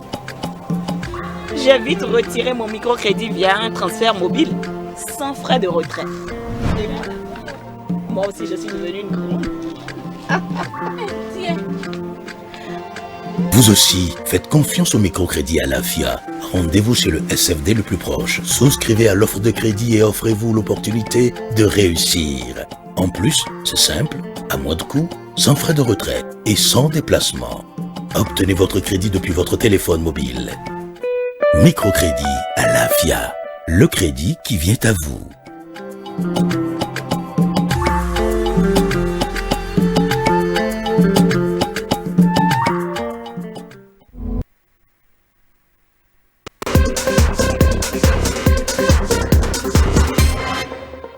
Gossip, c'est maintenant avec toujours vous, Stanislas Lincoln, et avec vous, comme je l'avais dit, on va voir un peu ce qui se passe actuellement dans la vie des célébrités de ce monde. Oui, Bruno Soilier, merci à nos amis qui sont restés. Si vous venez de nous rejoindre, sachez que vous êtes sur l'émission La Parenthèse de l'ERTV. Passons-vous, bien sûr. Alors, cette semaine, oui, nous allons parler encore des célébrités. Une semaine déjà, il y a quelques semaines, quelques jours, je veux dire, une semaine après sa consécration, je voudrais parler de Claire Bailly, dont nous avons parlé ici l'autre fois. La désormais pasteur Claire Bailly fait parler de son onction à Lelio. C'est un village situé dans la sous-préfecture de Soubré. Nous sommes bien sûr en Côte d'Ivoire. L'ancienne première dame de coupé-décalé, devenue l'instrument de Dieu, a commencé par opérer des miracles en imposant simplement la main à une dame qui est tombée sous son onction. Visiblement, tout le monde était séduit par le miracle qu'elle réalisait. Et sur sa page Facebook, vous pouvez lire « Bon dimanche à chacun et à tous sous l'onction divine ». Alors, Claire Bailly, nous avons parlé de Claire Bailly la semaine dernière. Claire Bailly, c'est la dame qui faisait de coupé-décalé aujourd'hui, qui est devenue pasteur Bruno Soilier. Voilà, donc on va dire quoi, les premiers effets de l'onction après la consécration de Claire Bailly en tant que pasteur. Voilà, donc il y a déjà des chrétiens qui font, qui expérimentent la puissance de Dieu à travers. Comme c'est merveilleux de voir Claire Bailly. Quel est votre avis, vous, personnellement, sur la question? Mais c'est déjà heureux qu'elle commence pas vraiment faire exprimer ce que Dieu lui a donné comme pouvoir, parce que elle n'est pas partie en formation de pasteur pour rien. Elle a reçu l'appel certainement, et donc aujourd'hui c'est déjà là. Ce dimanche déjà, elle a commencé par opérer des miracles. C'est dit que voilà, la main de Dieu a pris par la main. Sur le net, il y a certains qui soupçonnent une manipulation, un complot, une conspiration. Voilà, j'ai trouvé le mot. La dame qui est tombée serait une dame qui était montée pour tomber, pour prouver au monde entier, pour faire du buzz comme les Ivoiriens savent bien le faire. Ce n'est pas moi, mon avis. Ce qui est sûr, sûrement c'est Dieu qui l'exploite, qui l'utilise pour délivrer le peuple de Dieu. Et un peu avant cette rencontre spirituelle, Claire Bailly, vous allez la voir dans son véhicule en direct sur Facebook. Elle parlait avec ses fans hier, aujourd'hui fidèles, ou aujourd'hui brebis, si vous voulez. Elle les invitait à la rejoindre où elle était attendue pour la campagne d'évangélisation. Elle avait même envoyé de pics à Ténor, dont nous avons parlé aussi la semaine dernière, et à Eunice aussi, de venir écouter la parole divine. C'est dit que Claire Bailly, véritablement, elle est engagée maintenant. Reste à savoir si elle va véritablement vraiment tourner dos à son ancienne vie, parce que dans son accoutrement actuel, je ne la juge pas, mais si je vois d'autres pasteurs, femmes des églises évangéliques, je crois que l'habillement, ce n'est pas encore ça. C'est ce que je pense. Peut-être Dieu ne lui a pas encore donné cette orientation-là, parce que au niveau des églises évangéliques, chacun choisit son accoutrement selon les orientations divines, selon l'appel qu'il aura reçu, ou le signe, ou ce que l'ange lui aurait dit, ou ce que Dieu lui aurait dit simplement, Bruno. Alors, autre information, Stanislas. Oui, autre information, entre le footballeur Paul Pogba et son grand frère Mathias Pogba, le torchon brûle. Oui, ça brûle. Ça a vraiment brûlé et ça continue de brûler. Il y a son grand frère Mathias Pogba, qui aussi un footballeur professionnel, menace de faire de grosses révélations sur son frère Paul Pogba. Je vous invite à suivre cette vidéo et vous allez apprécier vous-même les déclarations de Mathias Pogba sur son frère. Salut à tous, ici Mathias Pogba. Je vous fais l'annonce que bientôt je vais faire de grandes révélations à propos de mon frère Paul Pogba et de Rafaela Pimenta, son avocate, son amie, sa confidente, celle qu'on appelle aujourd'hui la femme la plus puissante du football et que mon frère appelle sa seconde mère, comme si une mère ne suffisait pas. Pour ceux qui ne me le connaissent pas, je suis footballeur professionnel et aussi le grand frère du champion du monde Paul Pogba, jouant actuellement à la Juventus de Turin, après un passage décevant à Manchester United. Je pense que cela ne nous a pas échappé avec le battage médiatique autour de son transfert et de ses déboires à cause de sa blessure, sans parler de son documentaire catastrophique, noté 1 sur 10. Waouh! Actuellement, mon frère se rétablit dans l'objectif de participer à la future Coupe du Monde qui se jouera dans pas longtemps, comme vous le savez tous. Ceci dit, si je fais cette vidéo aujourd'hui et me lance dans cette démarche, c'est que j'estime que le public français, italien, espagnol, anglais, ce qui veut dire le monde entier, ainsi que les fans de mon frère, et plus encore l'équipe de France, la Juventus, les coéquipiers de mon frère et ses sponsors, méritent de savoir certaines choses, afin de décider en toute connaissance de cause s'il mérite vraiment l'admiration, le respect et l'amour du public, s'il mérite sa place dans l'équipe de France et l'honneur de jouer la Coupe du Monde, s'il mérite d'être titulaire à la Juventus, s'il est une personne digne de confiance que n'importe quel joueur voudrait avoir à ses côtés. Et enfin, est-ce qu'il est digne d'être pris comme représentant et modèle pour la jeunesse du monde, des quartiers populaires et bien sûr par les grandes marques. Aussi, ce que vous apprendrez à propos de Rafaela Pimenta, son avocate, sa seconde mère, vous permettra de vous faire une idée sur son intégrité et son professionnalisme, sur sa loyauté et de savoir si elle mérite de prendre la relève dans l'écurie Mino Raiola. Cela permettra aux joueurs de l'écurie et à ses clients de savoir si elle mérite de les représenter et veiller à leurs intérêts. Et pour les futurs joueurs prometteurs, à la recherche d'agents et de représentants pour leurs futurs contrats, est-ce que Rafaela Pimenta et l'écurie Mino Raiola se soucieront vraiment d'eux et de leur famille? Est-ce qu'ils sont des options fiables et intéressantes? Je pense que ce que j'ai à dire risque d'intéresser beaucoup de monde. D'ailleurs, je vous parlerai aussi de choses très importantes à propos de Kylian Mbappé, la star du football mondial. Et il y aura des éléments et de nombreux témoignages pour confirmer mes propos. Tout ça risque d'être explosif et de faire grand bruit. Aussi, je présume que vous avez beaucoup de questions et que vous vous demandez les raisons de mes actions. Tout sera révélé en temps et en heure. Alors, abonnez-vous, partagez en masse, commentez et surtout, restez à l'écoute. À très bientôt. Voilà, le torchon brûle chez les Pogba, simplement. Bien Qu'est-ce qui sûr. se passe? Alors, Bruno, je dois ajouter que dimanche, déjà, Paul Pogba aussi a contre-attaqué, voilà, j'ai trouvé le mot juste, a contre-attaqué par un communiqué qu'il a publié et qui a signé d'ailleurs de ses avocats. Selon ce communiqué, les déclarations récentes de Mathias Pogba sur les réseaux sociaux ne sont malheureusement pas une surprise. Elle s'ajoute à des menaces et des tentatives d'extorsion en bande organisée contre Paul Pogba. Les autorités compétentes en Italie et en France ont été saisies il y a un mois et il n'y aura plus de commentaires, d'autres commentaires par rapport à cette histoire, à l'enquête en cours, ont déclaré les représentants de Paul Pogba dans ce communiqué. Et selon la Radio France Internationale qui nous apprend que durant les auditions, Paul Pogba a confié aux enquêteurs de l'Office central de lutte contre le crime organisé qu'il avait notamment été piégé par des amis d'enfance et 2 hommes encagoulés, armés de fusils d'assaut. Dans cette affaire, on cite également le nom de la star française. Je voudrais nommer Kylian Mbappé, que vous connaissez très bien.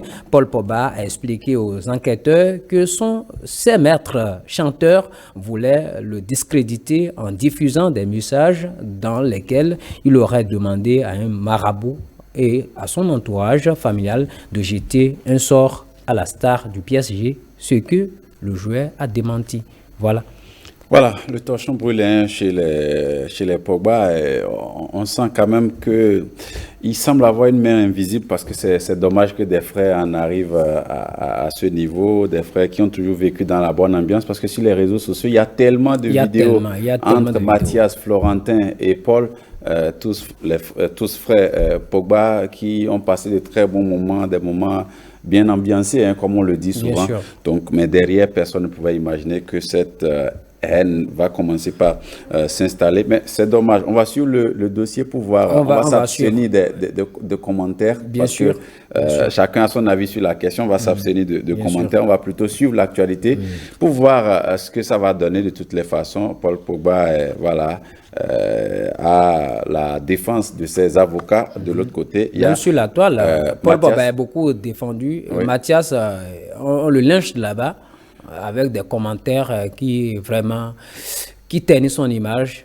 Il estime qu'il a des preuves et qu'il va les brandir d'ici là, des preuves qui viendront soutenir le fait que Paul Pogba aurait voulu que Marabout jette un sort. Kylian Mbappé, il a les preuves, dit-il. Il a les preuves de ce que Paul Pogba aurait une vie pas très professionnelle avec son avocate, etc. Donc, on va attendre de voir s'il a vraiment... aussi, Paul Pogba aurait couché avec la mère de Kylian Mbappé. Il y a tellement de choses, ça vient de tellement de spéculation. Maintenant, oui, voilà. Et à Mathias Pogba de prouver tout ce qu'il est en train de dire. Si cela se passait comme il le dit et qu'il en a les preuves, c'est que clairement, donc, la carrière de Paul Pogba va prendre un coup, ça c'est clair.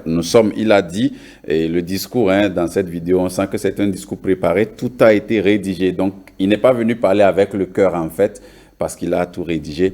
Et donc, voilà, il a dit... Et il l'a fait en français et dans d'autres langues, notamment l'anglais et l'espagnol. Voilà, pour que tout le monde entende son message. De toutes les façons, ça doit être en train de bouillonner un peu dans la tête de Didier Deschamps, qui est sélectionneur de l'équipe de France. Juste, 2 mois de la Coupe du Monde. Voilà, parce qu'en novembre prochain, ça va être la Coupe du Monde. Et quand on est sélectionneur, on pense à constituer un groupe pour la prochaine Coupe du Monde. Maintenant, la question Pogba sera certainement remise sur tapis avec les développements de l'actualité. Les uns et les autres pourront se faire une idée, se fixer et même trancher sur le sort du joueur champion du monde en titre, Paul Pogba. Merci beaucoup à vous, Stanislas Lincoln. Ce sera tout pour Gossip d'aujourd'hui. On va vous retrouver dans d'autres numéros de la parenthèse pour Vue sur le net et Gossip, comme ça a été le cas aujourd'hui. On va marquer une courte pause. C'est l'heure du talk dans la parenthèse. Le temps pour nous donc d'installer nos débatteurs. Je vous rappelle qu'aujourd'hui, on parle des enfants rois. On va se retrouver dans un instant avec les débatteurs. À tout à l'heure.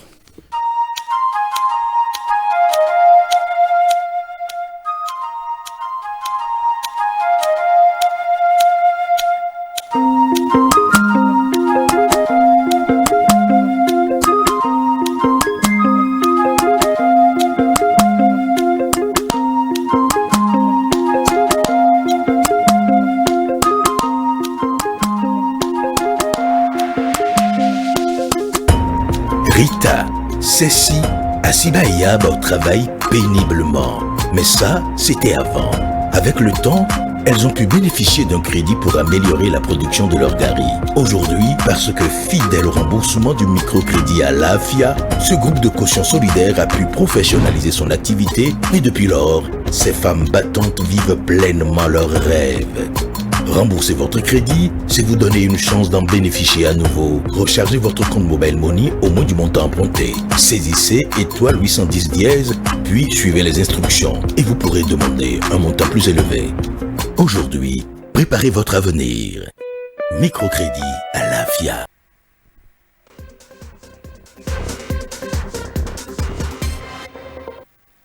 C'est l'instant du talk dans la parenthèse et comme je vous le disais aujourd'hui, on parle des enfants rois. Vous n'êtes pas sans savoir que certains parents, au nom de la nouvelle éducation dite positive ou permissive, se retrouvent prisonniers ou souffrent douleur des enfants rois face aux caprices desquels ils cèdent en permanence. Ces enfants sont en réalité les véritables patrons de la maison. Ils décident de l'emploi du temps du week-end, décident de la chaîne qu'il faut suivre, décident des mets à préparer par la maman, décident également quand aller à l'école et quand ne pas aller, décide où aller ou ne pas aller, décide que faire et que ne pas faire dans la maison. En réalité, ils sont en roue libre tout le temps dans la maison, intenables et on va dire simplement difficiles à recadrer. Ils soumettent et assujettissent tout le monde à leur caprice dans la maison, des enfants simplement invivables. Parfois, on va en parler avec mes invités. Eddie Kamikoto, bonjour. Bonjour Bruno.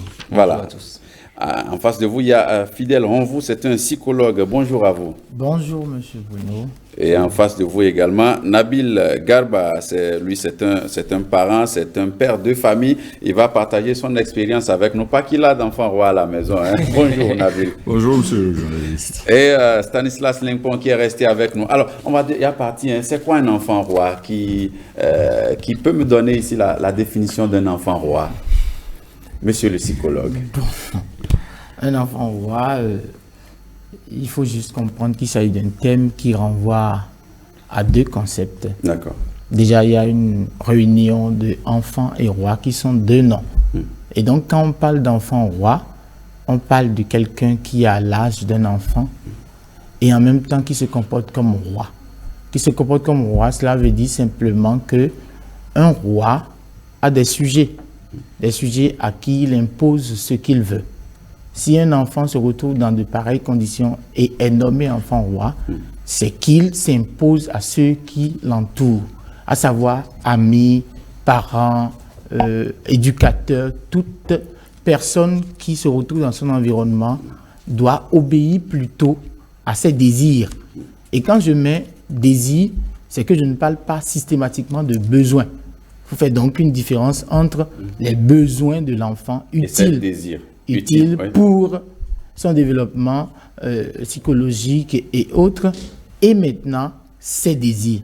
Donc finalement, un enfant roi est un enfant qui fait passer ses désirs pour ses besoins et impose des résolutions immédiates. Donc c'est surtout ce caractère-là. Il n'aime pas être frustré. Il n'aime pas qu'on lui dise non. Et il est prêt à prouver de 1000 manières qu'il faut qu'on réponde immédiatement. Il faut faire une différence entre ce qu'on appelle un enfant roi et un enfant tyran. L'enfant roi se comporte tel que nous l'avons dit, mais ne sème pas forcément de la zizanie, ne crée pas forcément du dégât. Contrairement à l'enfant tyran qui est capable de créer des dégâts incommensurables, à partir des dégâts domestiques jusqu'à une extension aux dégâts à l'extérieur de la vie familiale. On y reviendra sûrement. On y reviendra sûrement, vous l'avez bien dit. Mais Eddie Kamikoto, ces enfants-là, il y en a dans les maisons. Parfois, ils naissent de nous, ce sont nos enfants, c'est notre sang parfois. Mais est-ce que tout doit être permis à un enfant? Parce que dans le processus d'éducation d'un enfant, il y a, vous l'avez rappelé, je pense, il y a quelques jours sur ce plateau, l'éducation permissive, par exemple, ou l'éducation dite nouvelle, ce nouveau concept d'éducation nouvelle qui fait penser à certains parents qu'il ne faut pas dire non à l'enfant, il faut le laisser tout essayer, il faut le laisser aller à tout, il faut le laisser avoir une volonté de décision dans la maison et à la limite faire ce qu'il veut. Je pense que tout doit avoir une limite. Tout doit avoir une limite. Et surtout quand on parle d'éducation, il s'agit de toutes les normes à transmettre à un individu pour que ce dernier soit équilibré dans la société. Et pour y parvenir, le parent permissif, celui qui permet tout, n'est pas en réalité le bon parent. Parce qu'à un enfant, il faut pouvoir expliquer, faire comprendre que dans la vie, il y a des principes, il y a des règles, il y a des normes. Et on dit souvent, tout nous est permis, mais tout ne nous est pas profitable. Voilà. Donc, il faut commencer déjà dès le bas âge à inculquer ces valeurs à l'enfant, à lui poser les limites de ce qu'il ne doit pas dépasser. C'est vrai que malheureusement, les parents qui le font parfois ont des raisons. Mais je pense que pour réussir l'éducation d'un enfant, on ne peut aucunement tout lui permettre. Il faut pouvoir lui expliquer à un certain moment que voilà, il y a des principes qu'il ne faut pas, auxquels il ne faut pas enfreindre, il y a des règles qu'il ne faut pas, auxquelles il ne faut pas tordre le cou quand on voudrait vivre en société. Et comme monsieur Ronvo l'a dit, quand l'enfant commence par s'imposer à tout le monde, c'est que ce n'est pas bien. L'enfant roi ne supporte pas la contradiction. Or, dans la vie, il y a aussi ce qu'on appelle contradiction. Vous ne pouvez pas être celui qui a raison tout le temps. Vous ne pouvez pas aussi être celui qui se met à l'aise tout le temps au détriment des autres. On dit, ma liberté, votre liberté s'arrête là où commence celle des autres. Et donc, on doit pouvoir inculquer ces valeurs ou ces notions élémentaires aux enfants dès le bas âge. Parce que si on ne le fait pas quand ils grandissent, et c'est là que nous assistons dans la société, dans la vie active, à ces comportements déviants de la part des adultes qui sont seuls rois sur terre. Seul roi, ils tiennent tout le monde en respect, en entreprise, dans le quartier, dans la maison, personne ne leur résiste, ils deviennent simplement des tyrans dans l'avenir. Alors, Monsieur Nabil Garba, vous qui êtes parent et chef de famille, à quel moment, selon vous, est-ce que l'autorité du papa ou du parent, parce que ça peut être la maman, tombe devant l'enfant roi? À quel moment est-ce que l'enfant roi arrive à prendre le contrôle de la maison simplement, peut-être parce que les responsables de la maison ont baissé la garde ou ont été exagérément tolérants? Et merci, monsieur le journaliste. Je me demande s'il y a vraiment un moment spécifique que l'on peut définir pour toutes les familles. Et à chaque famille, je crois, un mode de vie. Et c'est justement selon que l'on prenne chaque famille et que l'on se rend compte que l'enfant peut devenir un enfant ou basculer à un moment donné. Alors, l'éducation des parents, d'abord, en est pour quelque chose. L'enfant peut naître enfant roi. Un enfant peut naître et dans la conception des parents, c'est déjà lui, on veut tout lui donner, c'est lui, c'est ce qu'il veut qui sera. Et en ce moment-là, déjà, à sa naissance, c'est un enfant roi qu'on a mis au monde. Et dans ces conditions, il ne faut pas être surpris de ce que, dès que l'enfant est en train de grandir, qu'il ait des réactions d'enfant roi, et même d'enfant tyran, comme l'a dit l'un des prédécesseurs tout à l'heure. Mais lorsque l'enfant grandit aussi, il faut le dire, et que les parents, par négligence ou parfois par recopiage de ce que l'on voit ailleurs, télévision, le mode de vie des enfants ailleurs, le mode de vie des enfants dans les films ou dans les feuilletons et tout, on recopie tout ça. On peut parfois laisser l'enfant faire un certain nombre de choses qui n'est pas forcément adapté à notre culture et à notre identité ici. Donc l'enfant peut devenir un enfant roi et dans plusieurs conditions, selon que les parents aient baissé la garde, aient décidé de recopier ce qu'ils voient ailleurs, ou parfois, lorsque vous vous en rendez compte, parfois lorsque le parent ou les parents pensent avoir cherché un enfant trop longtemps et que c'est à un moment donné qu'ils l'ont eu, on essaie de faire, ou on évite de le frustrer, on évite de lui faire mal, on interdit même à d'autres personnes autour de soi de le corriger. Ça, c'est un aspect qu'on va évoquer dans un instant, le cas des enfants ou des fils ou filles uniques qui sont souvent a priori des enfants spéciaux aux yeux des parents, qu'il faut dorloter, qu'il faut chouchouter parce qu'on a eu du mal à le concevoir. On ne sait pas si on aura encore une autre chance d'en concevoir. Alors Stanislas, est-ce que dans notre environnement africain et dans notre société africaine, est-ce que c'est une société qui en temps normal est taillée pour avoir des enfants rois en son sein? Je peux dire oui et en même temps dire non. Parce que quand nous fouillons un peu dans la culture, il y a des gens qui sont nés sous certains signes par le passé. Vous le savez très bien, nous sommes issus d'un milieu, le Bénin, c'est un pays qui est assez sur la culture. Et quand on se réfère à nos connaissances endogènes, à nos connaissances culturelles, au moment où nous naissions, tout de suite, on cherche à savoir sous quel signe cet enfant est né, qui est son Giotto. Et tout ça là fait que, par le passé, on considère certains enfants comme enfants rois. C'est-à-dire, on ne peut pas les toucher, on ne peut pas lui faire ceci, et on ne peut pas le gifler. Ce sont des considérations culturelles. Aujourd'hui, ce n'est pas que ça.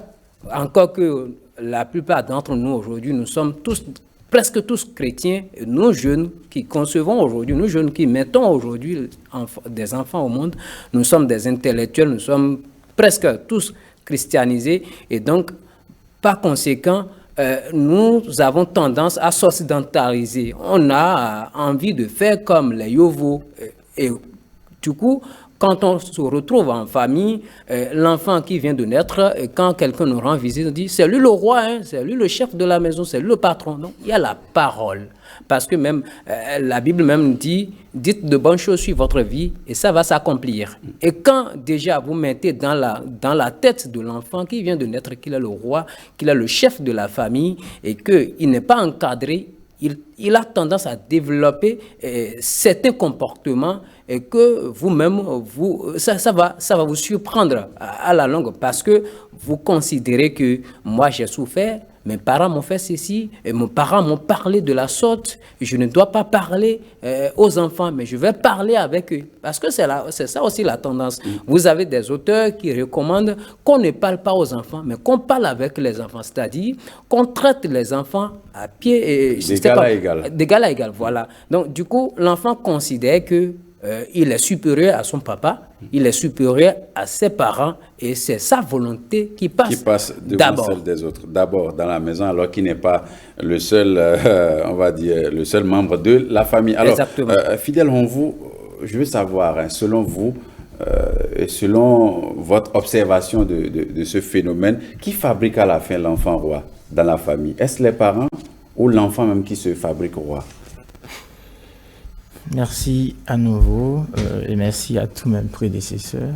Je crois que d'abord la problématique qu'on aborde aujourd'hui est une problématique très épineuse quand surtout on s'intéresse à l'aspect psychologique de la chose. D'accord.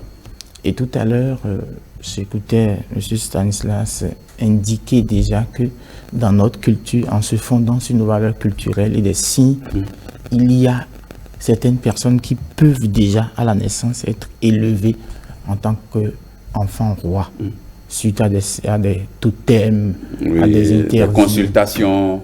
Donc on peut dire que la culture, indépendamment des parents, peuvent constituer un ferment, un terreau sur lequel on façonne un enfant roi. Autrement dit, vous, de votre culture, et moi, de ma culture, si vous vous unissez à une femme et que vous êtes imprégné de la culture, vous lui dites dans notre culture ça se fait comme ça, et après des consultations, on indique les lignes à suivre, vous faites de cet enfant en imposant par la culture. Mais une culture qui s'impose d'abord à qui? À vous. À vous-même. Donc la culture s'impose aux deux parents qui laissent aller certains comportements qui deviendront plus tard. Donc ça veut dire qu'il y a un problème qui peut être transgénérationnel et qui vient intervenir dans la famille alors que nous sommes au cœur de la famille et que le père et la mère ont de grands rôles à jouer. Donc, considérons la culture. En dehors de la culture, qui façonne un enfant roi dans la famille? Quand on revient pour proposer les problèmes tels que ça doit être, on dira que c'est d'abord le père et la mère. Automatiquement, nous allons effacer le poids de la culture. pour dire qu'il y a ce qu'on appelle la parentalité responsable. Dans la responsabilité parentale, qui éduque qui? Qui façonne qui? C'est vrai, on ne pourra pas réduire cette responsabilité aux parents parce qu'il y a en société ce qu'on appelle la socialisation. Donc, l'individu n'est pas façonné que par les parents. Il est façonné avec les parents, mais avec toutes les structures, toutes les institutions. Tout un ensemble. Mais, ici, quand nous parlons d'enfants rois, nous devons situer le phénomène dans les âges. Tout à l'heure, M. Garba précisait, est-ce qu'il faut indiquer un âge précis? Est-ce qu'il faut indiquer un modèle suivant les familles que chaque famille doit déterminer? Oui. Je vois déjà, quand M. Eddy parlait tout à l'heure, il parlait des parents permissifs ne sont pas de bons parents. Donc, est-ce qu'il faut indiquer l'âge? Oui, il faut indiquer l'âge parce que entre 2 ans et 3 ans, les enfants recherchent des limites dans l'environnement familial. D'accord. C'est-à-dire, si je suis parent, qui que je sois, et je suis parent, avant même que l'enfant ne quitte l'environnement familial, autour de 3 ans ou 5 ans, pour commencer les initiations à l'école, entre 2 ans et 3 ans, j'ai besoin d'impliquer l'enfant dans un système d'ordre et de normes. Sans cela, je commence déjà à façonner un enfant roi. Qui façonne l'enfant roi? Ce sont les parents, à condition qu'ils prennent conscience de leur rôle, de leur responsabilité première, parce que si à 2 ans, l'enfant commence à rechercher les repères, ce n'est pas à 2 ans qu'il faut commencer par initier un système de règles dans la maison. Cela veut dire qu'il faut anticiper. Ce n'est pas quand il commence à chercher, à s'imposer, qu'il faut... Autour de 1 an déjà, alors que l'enfant est accueilli, il faut commencer déjà à façonner. Donc, introduire les règles, informer l'enfant, habilement lui dire non, avant qu'il ne commence pas à dire vouloir s'imposer. Donc, qui sont ceux qui façonnent? Je reviens pour dire, ce sont les parents en premier lieu qui façonnent, parce que autour de 1 an à 2 ans, l'enfant n'est entre les mains de personne à part les parents. Ça pose quel problème? Ça pose le problème moderne. La problématique de l'enfant roi est une problématique vraiment vaste et utile aujourd'hui parce que moi je suis heureux d'être ici et de parler parce que ça évoque, monsieur Eddy l'a dit tout à l'heure, ça va évoquer plus tard des adultes, d'accord, rois, mais qui ne se sont pas compris parce que la personne, enfant roi, c'est lui-même qui souffre d'abord avant que les autres ne souffrent. Donc ça pose quel problème quand entre 1 an et 2 ans, il faut déjà impliquer l'enfant dans un système de roi, de règles. Le problème que ça pose, c'est le problème de l'absence des parents. Si les parents sont les premiers responsables dans l'installation d'un système où l'enfant connaît les limites et doit les respecter, et qu'en même temps, les parents sont les premiers à être absents depuis 3 mois, depuis 6 mois, depuis 8 mois, où l'enfant est livré dans une garderie sans discussion de qu'est-ce que nous avons comme projet éducatif pour notre enfant? Quel type d'homme nous voulons façonner? On n'a pas le temps de discuter avec ses substituts, avec ses auxiliaires, pour qu'il y ait un accord entre ce que nous décidons de faire de cet enfant. Et subitement, nous livrons l'enfant à des individus qui ne savent rien de notre projet éducatif. Cela suppose que nous également, nous n'avons même pas de projet éducatif. Nous avons juste eu un enfant. Je dirais accidentellement. Nous sommes devenus parents parce que nous avons eu la possibilité d'avoir génitalité. Un enfant mis en route, ils sont devenus parents. Donc parents parce que l'enfant en chair et en os vient. Mais l'enfant en chair et en os a besoin des acquis pour pouvoir être au sein de la société. Nous n'avons pas discuté, nous ne sommes pas disponibles. Et puisque nous ne sommes pas disponibles, nous livrons l'enfant. Celui qui accueille l'enfant, puisque nous le payons, il traite l'enfant déjà pour recevoir nos sous, pour être payé.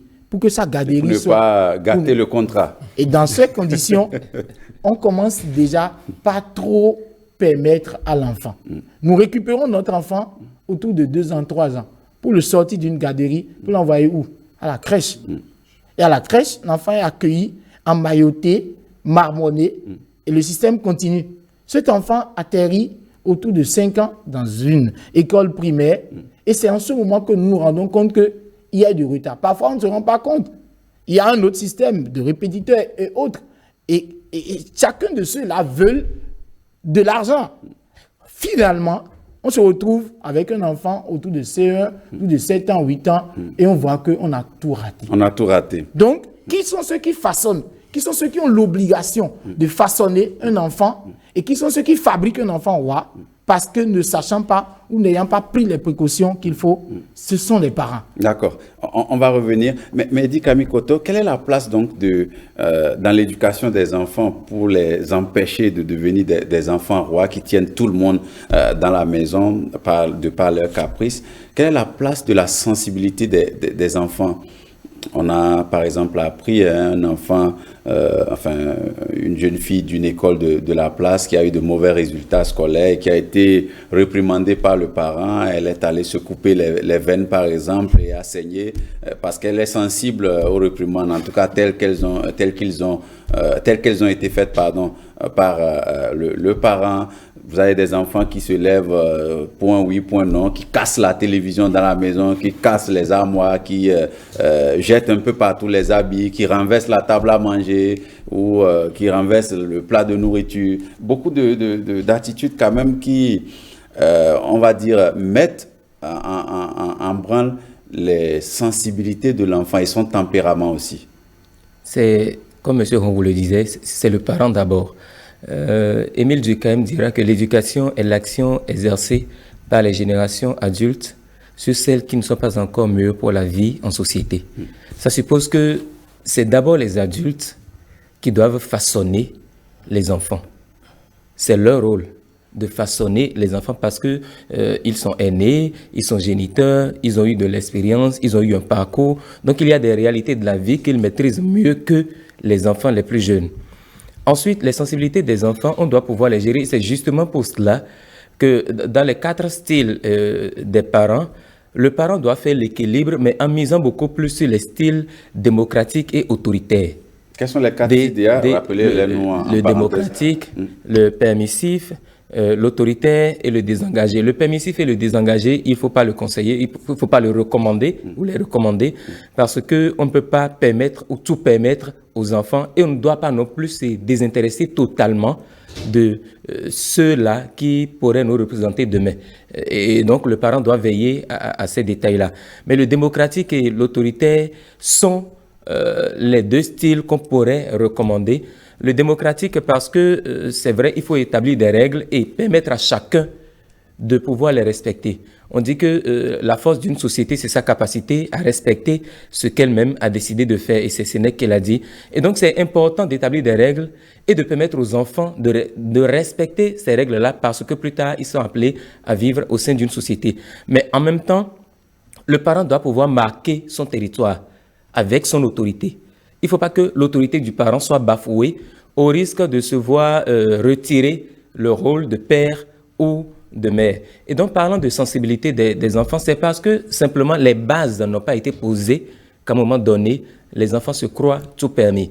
Il faut pouvoir apprendre à l'enfant que lorsque vous ne travaillez pas, lorsque tu ne travailles pas à l'école, il y a lieu de te faire des reproches, il y a lieu de te faire des rappels, parce que simplement on ne va pas à l'école pour échouer. Si le parent manquait de jouer le rôle et quelqu'un a écrit « tout se joue avant 6 ans », c'est que de 0, comme M. Ron le disait, de 0 à 6 ans, il y a un certain nombre de principes fondamentaux que le parent doit pouvoir poser. Et le professeur Gabriel Boko aussi le rappellera dans Psychologie et guidance en milieu africain, que les parents doivent veiller à faire attention dans l'éducation de leurs enfants dès le bas âge. Parce que quand on a raté la petite enfance, après pour rattraper, c'est difficile. C'est difficile. Alors, Nabil, je reviens à vous sur la question. Vous avez entendu les uns et les autres. Je vous ai vu à des moments donnés acquiescer. Vous avez envie de rebondir. Oui, j'ai envie de dire, je suis entièrement d'accord avec M. Vop qui disait tout à l'heure que, en fait, qui essayait d'expliquer comment un enfant peut devenir un enfant roi et à quel moment. Je suis entièrement d'accord. Et vous savez, dans notre société, nous copions beaucoup en réalité. Nous copions beaucoup. Moi, je prends souvent exemple sur mes frères et moi. Mes sœurs beaucoup plus parce que je suis resté, par exemple, avec mes parents, une mère beaucoup plus présente. Et comme il l'a dit tout à l'heure, la présence ou l'absence des parents, une mère beaucoup plus présente, qui a décidé par exemple de tout sacrifier pour rester très attentive à ce que font les enfants. Ne pas tout permettre, mais en même temps établir des règles et veiller à ce que ces règles-là soient respectées sans que les enfants, les droits de ces enfants ne soient bafoués. Et je crois qu'aujourd'hui, c'est ce genre de choses qui manquent et qui poussent justement les parents. Les parents sont absents.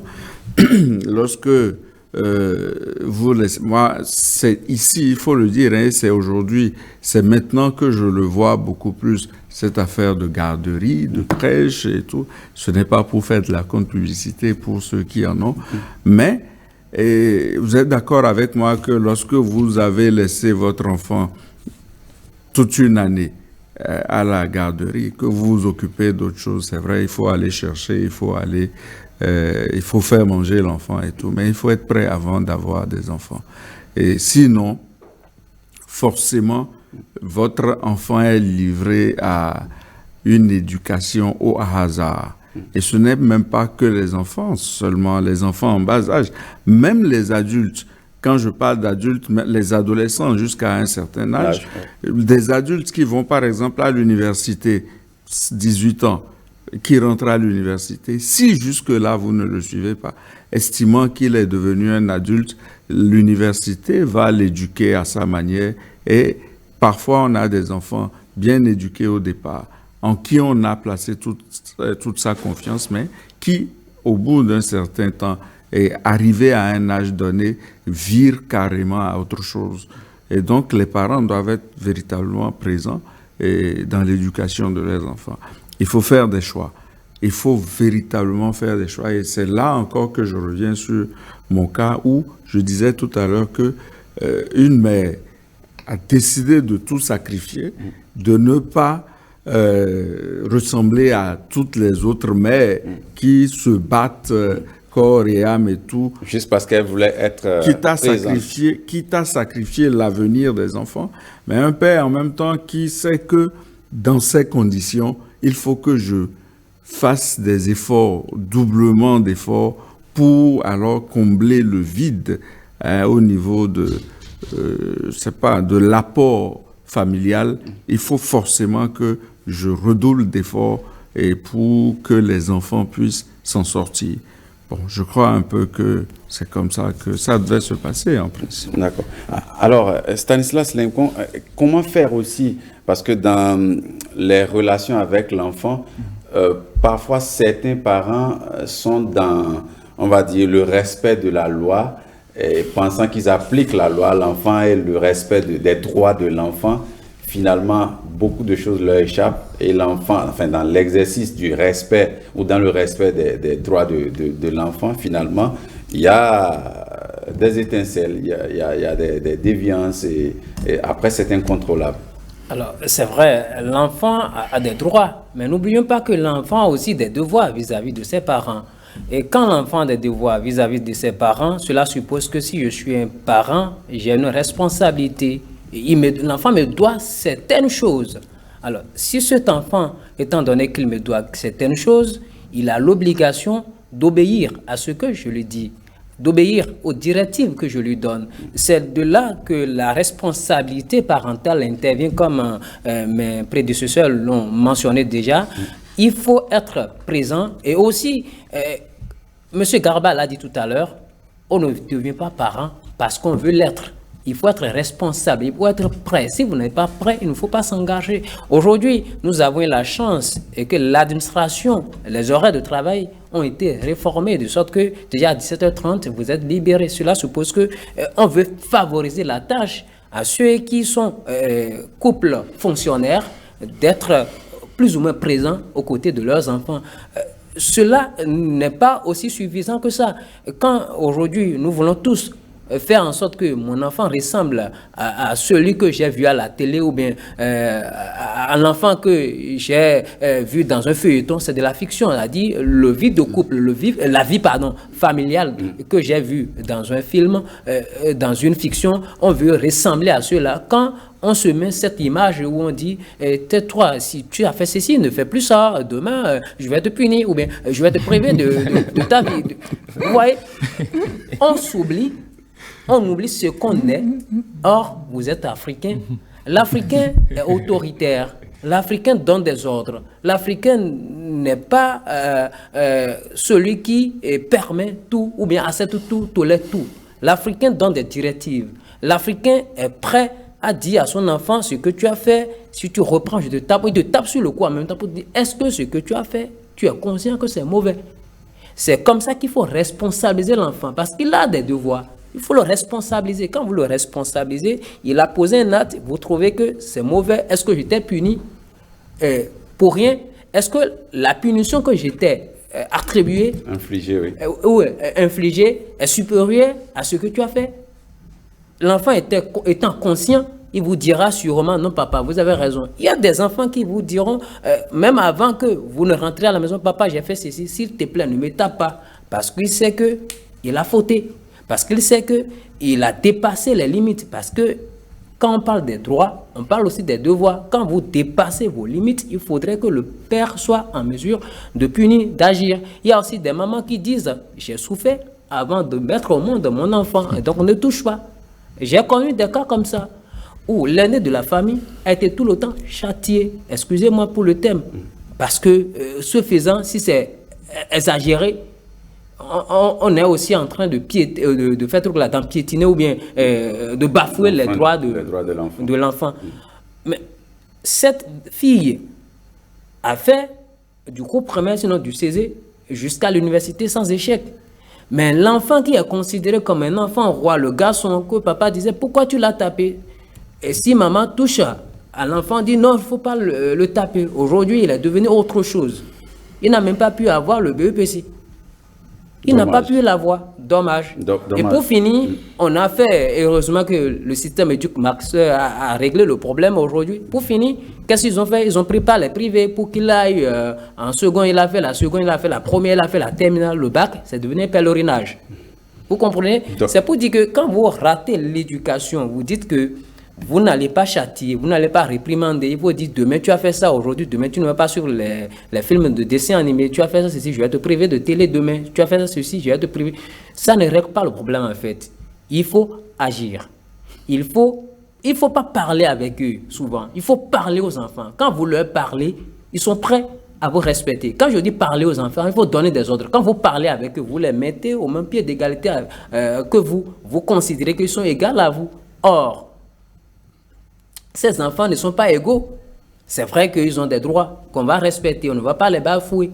Mais il faut aussi faire en sorte que ces enfants puissent savoir que le parent reste un parent et qu'il y a des limites à ne pas franchir. D'accord. Alors, M. Fidèle, parfois les enfants rois naissent aussi du fait d'un traitement inégal entre les enfants, c'est-à-dire que c'est une fratrie, mais l'enfant en grandissant sent qu'il a un traitement un peu spécial par rapport à ses frères.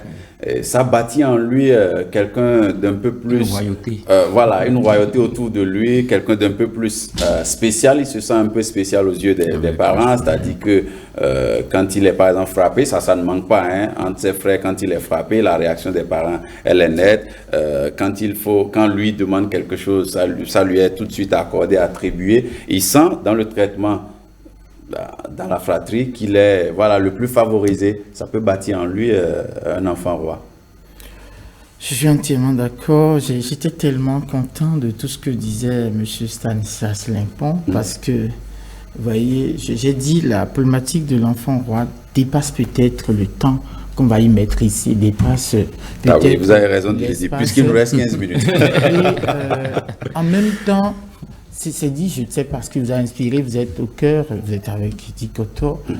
Nous remercions tous ceux qui travaillent dans ce sens. C'est une problématique dont il faut débattre en permanence. En permanence.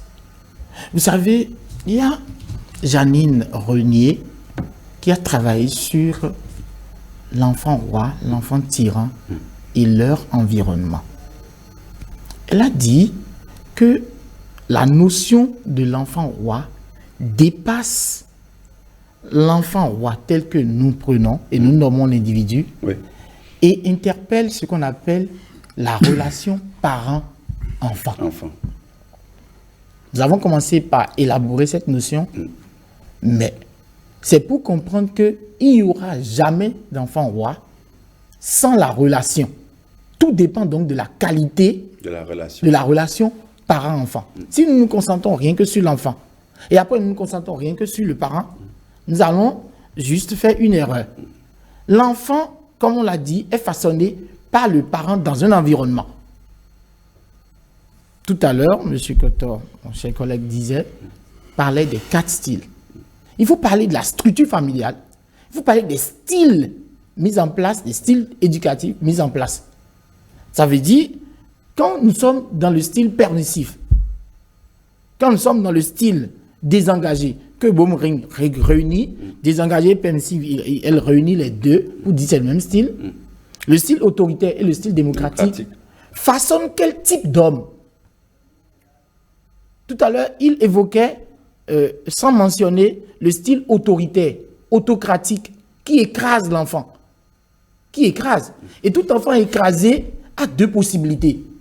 Si vous écrasez votre enfant parce que, sous prétexte que vous voulez donner les directives, vous voulez imposer, vous voulez agir. Militaire, comme on dit souvent. Et sous le thème agir tel qu'il mentionnait, c'est agir, c'est violenter, c'est s'imposer. Parce que c'est aussi agir que de dire tu ne regarderas pas tel film. Mais tout à l'heure, quand il disait agir, il dit non, il faut agir. Il mettait dans agir, il faut passer à l'acte. Alors, le style autocratique, le style autoritaire, crée des enfants, 2 types d'enfants. Cela crée les enfants soumis ou des enfants rebelles. Vous voyez, je parlais tout à l'heure d'enfants tyrans. Des enfants soumis ou des enfants rebelles. Les enfants rebelles, c'est des enfants tyrans, c'est des enfants déçus, des enfants traumatisés par une sorte de maltraitance parentale qui est sous couvert d'éducation parentale, d'attitude éducative, mais d'attitude éducative qui s'impose à l'enfant, qui ne lui laisse pas le temps de vivre. Tous ceux qui réussissent dans ces conditions, il a évoqué l'exemple d'une fille qui a pu réussir. On réussit à l'école, mais la vie ne se limite pas à l'école. Notre société, il faut faire une lecture profonde. Quand on fait la lecture profonde, on doit constater qu'il disait l'Africain s'impose, l'Africain donne des ordres, mais l'Africain fabrique des soumis. Un soumis, c'est qui? C'est un individu incapable de prendre l'initiative. Un individu capable de dire non. La grande problématique en psychologie des soins, c'est la problématique de l'estime de soi. La problématique du manque de confiance en soi. Un individu qui est resté dans un environnement encadré, où tout lui a été imposé, qui a fini par déduire que pour mieux vivre et m'épanouir, il vaut mieux que je sois obéissant. Il va réussir toute sa vie, tant qu'il y aura quelqu'un pour lui donner des ordres. Mais la société aujourd'hui a besoin des individus qui prennent des décisions. Et éduquer, c'est rendre libre l'individu pour lui permettre de s'adapter à n'importe quelle condition.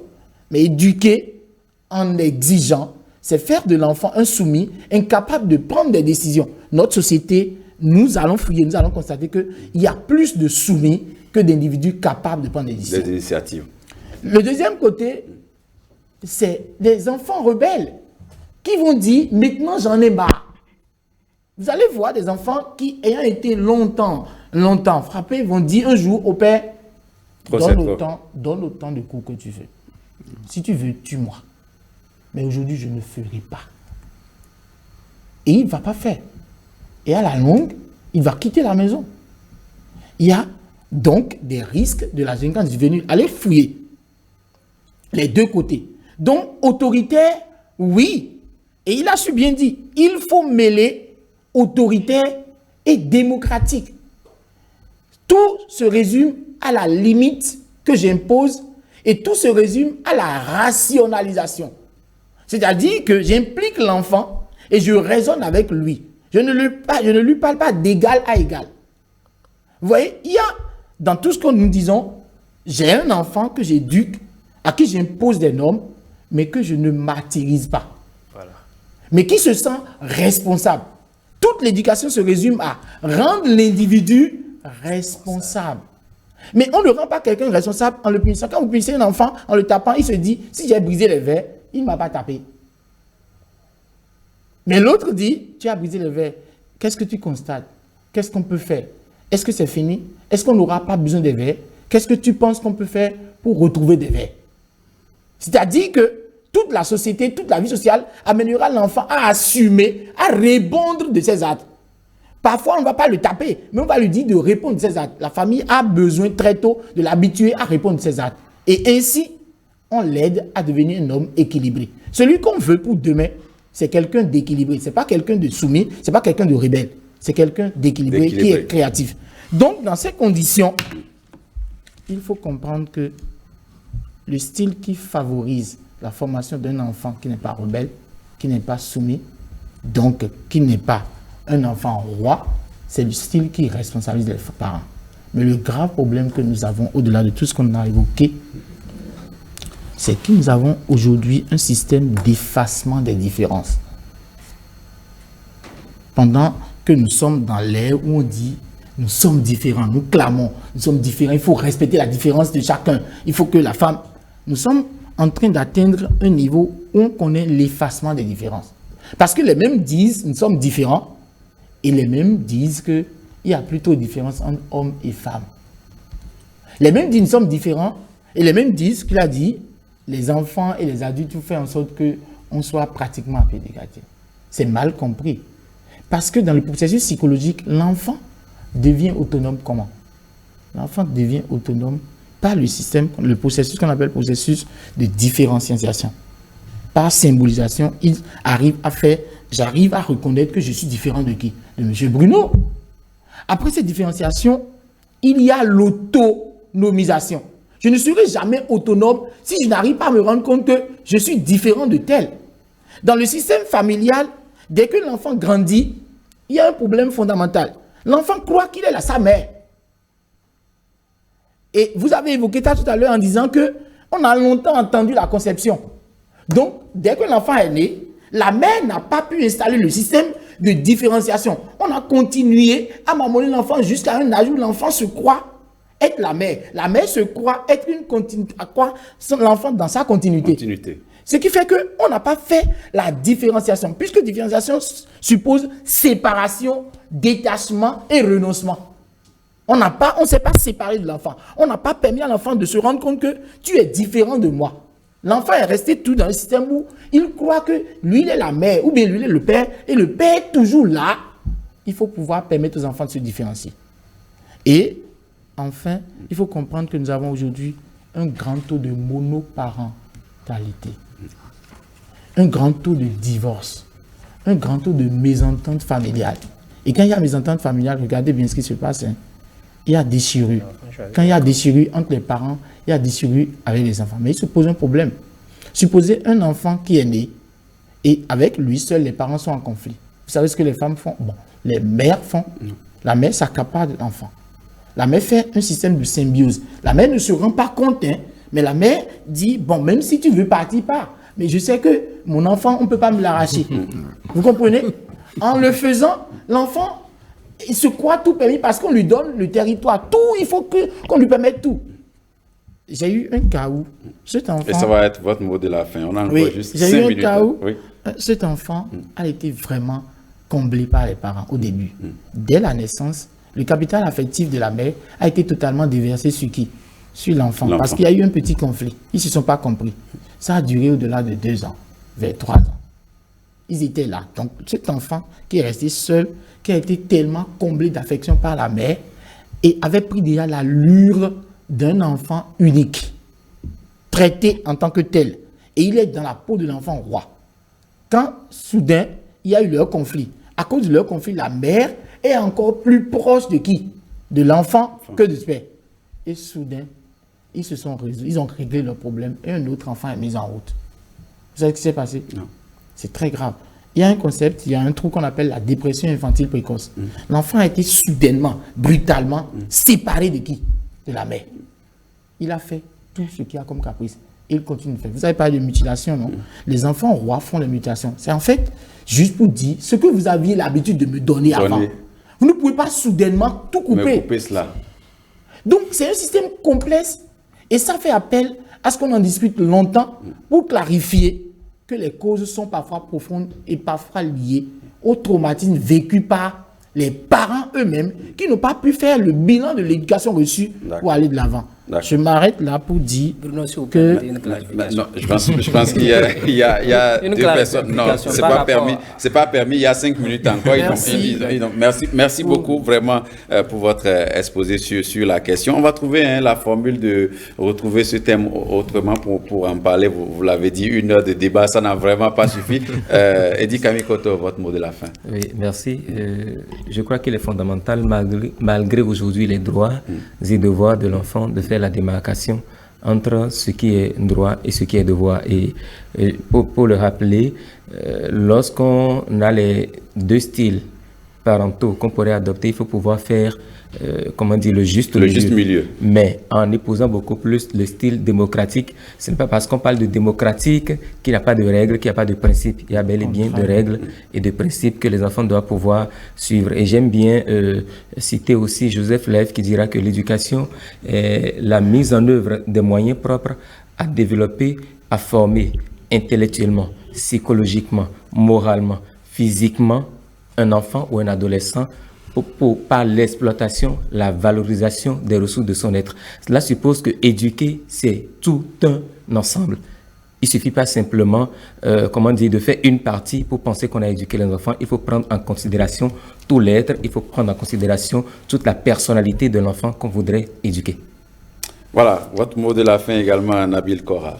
Nabil Garba. Nabil Garba, pardon. Merci. Garba. Merci. Je crois que beaucoup de choses ont été dites, mais il reste encore beaucoup à dire. Lorsqu'on écoute les spécialistes de la chose, on se rend compte que il y a beaucoup à apprendre encore. Et puis, on se demande si on est véritablement sur le bon chemin par rapport aux enfants. Moi, j'en ai 5. J'ai même des jumeaux. Et qui sont de personnalités différentes et qu'on ne peut... Bien qu'ils soient nés le même jour. Bien qu'ils soient nés le même jour et du même ventre. Et qu'on ne peut pas qu'on ne peut pas éduquer de la même manière parce qu'ils ont des personnalités différentes. Je crois que vous allez donner l'opportunité ou l'occasion de revenir sur cette émission. Ça, je vous le promets. Ou sur on se voit juste après pour redéfinir un autre thème et puis on se fixe un autre rendez-vous. Tout au moins les spécialistes parce qu'ils nous en apprennent davantage. Et je crois qu'il y a des gens qui suivent également l'émission et qui seraient très intéressés par ce qui est en train d'être dit ici. Voilà, merci beaucoup à vous, Nabil Garba. Vous étiez sur ce plateau en tant que père de famille. Vous l'avez dit dans votre conclusion, 5 enfants, bravo. Père de jumeaux. Père de jumeaux, père de 5 enfants, bravo. C'est pas simple de gérer 5 sensibilités différentes à la maison, sans oublier celle de madame qui gère également votre sensibilité par ailleurs. Bon courage à lui. Merci également à vous, Edi Kamikoto, et à vous également, Fidèle Ronvon. On va se retrouver, ça je vous le promets. On se voit juste après ici pour redéfinir notre cadre et on se retrouve pour en reparler parce que les questions de famille, c'est très important. C'est notre première appartenance, c'est notre premier, noyau duquel qu'on a soit formé ou duquel on provient. Donc, c'est toujours assez important d'en parler. Il n'est jamais de trop, de parler des questions qui touchent à la vie de nos familles. Merci également à vous, Stanislas Limpon. Vous avez voulu dire un dernier mot. Malheureusement, le temps est complètement parti. La télévision, c'est du temps. On va rendre l'antenne, il est 9h. Merci, chers téléspectateurs, d'être restés à notre compagnie depuis 7h. On se donne rendez-vous demain à 7h pour un autre rendez-vous de la parenthèse. Bonne journée.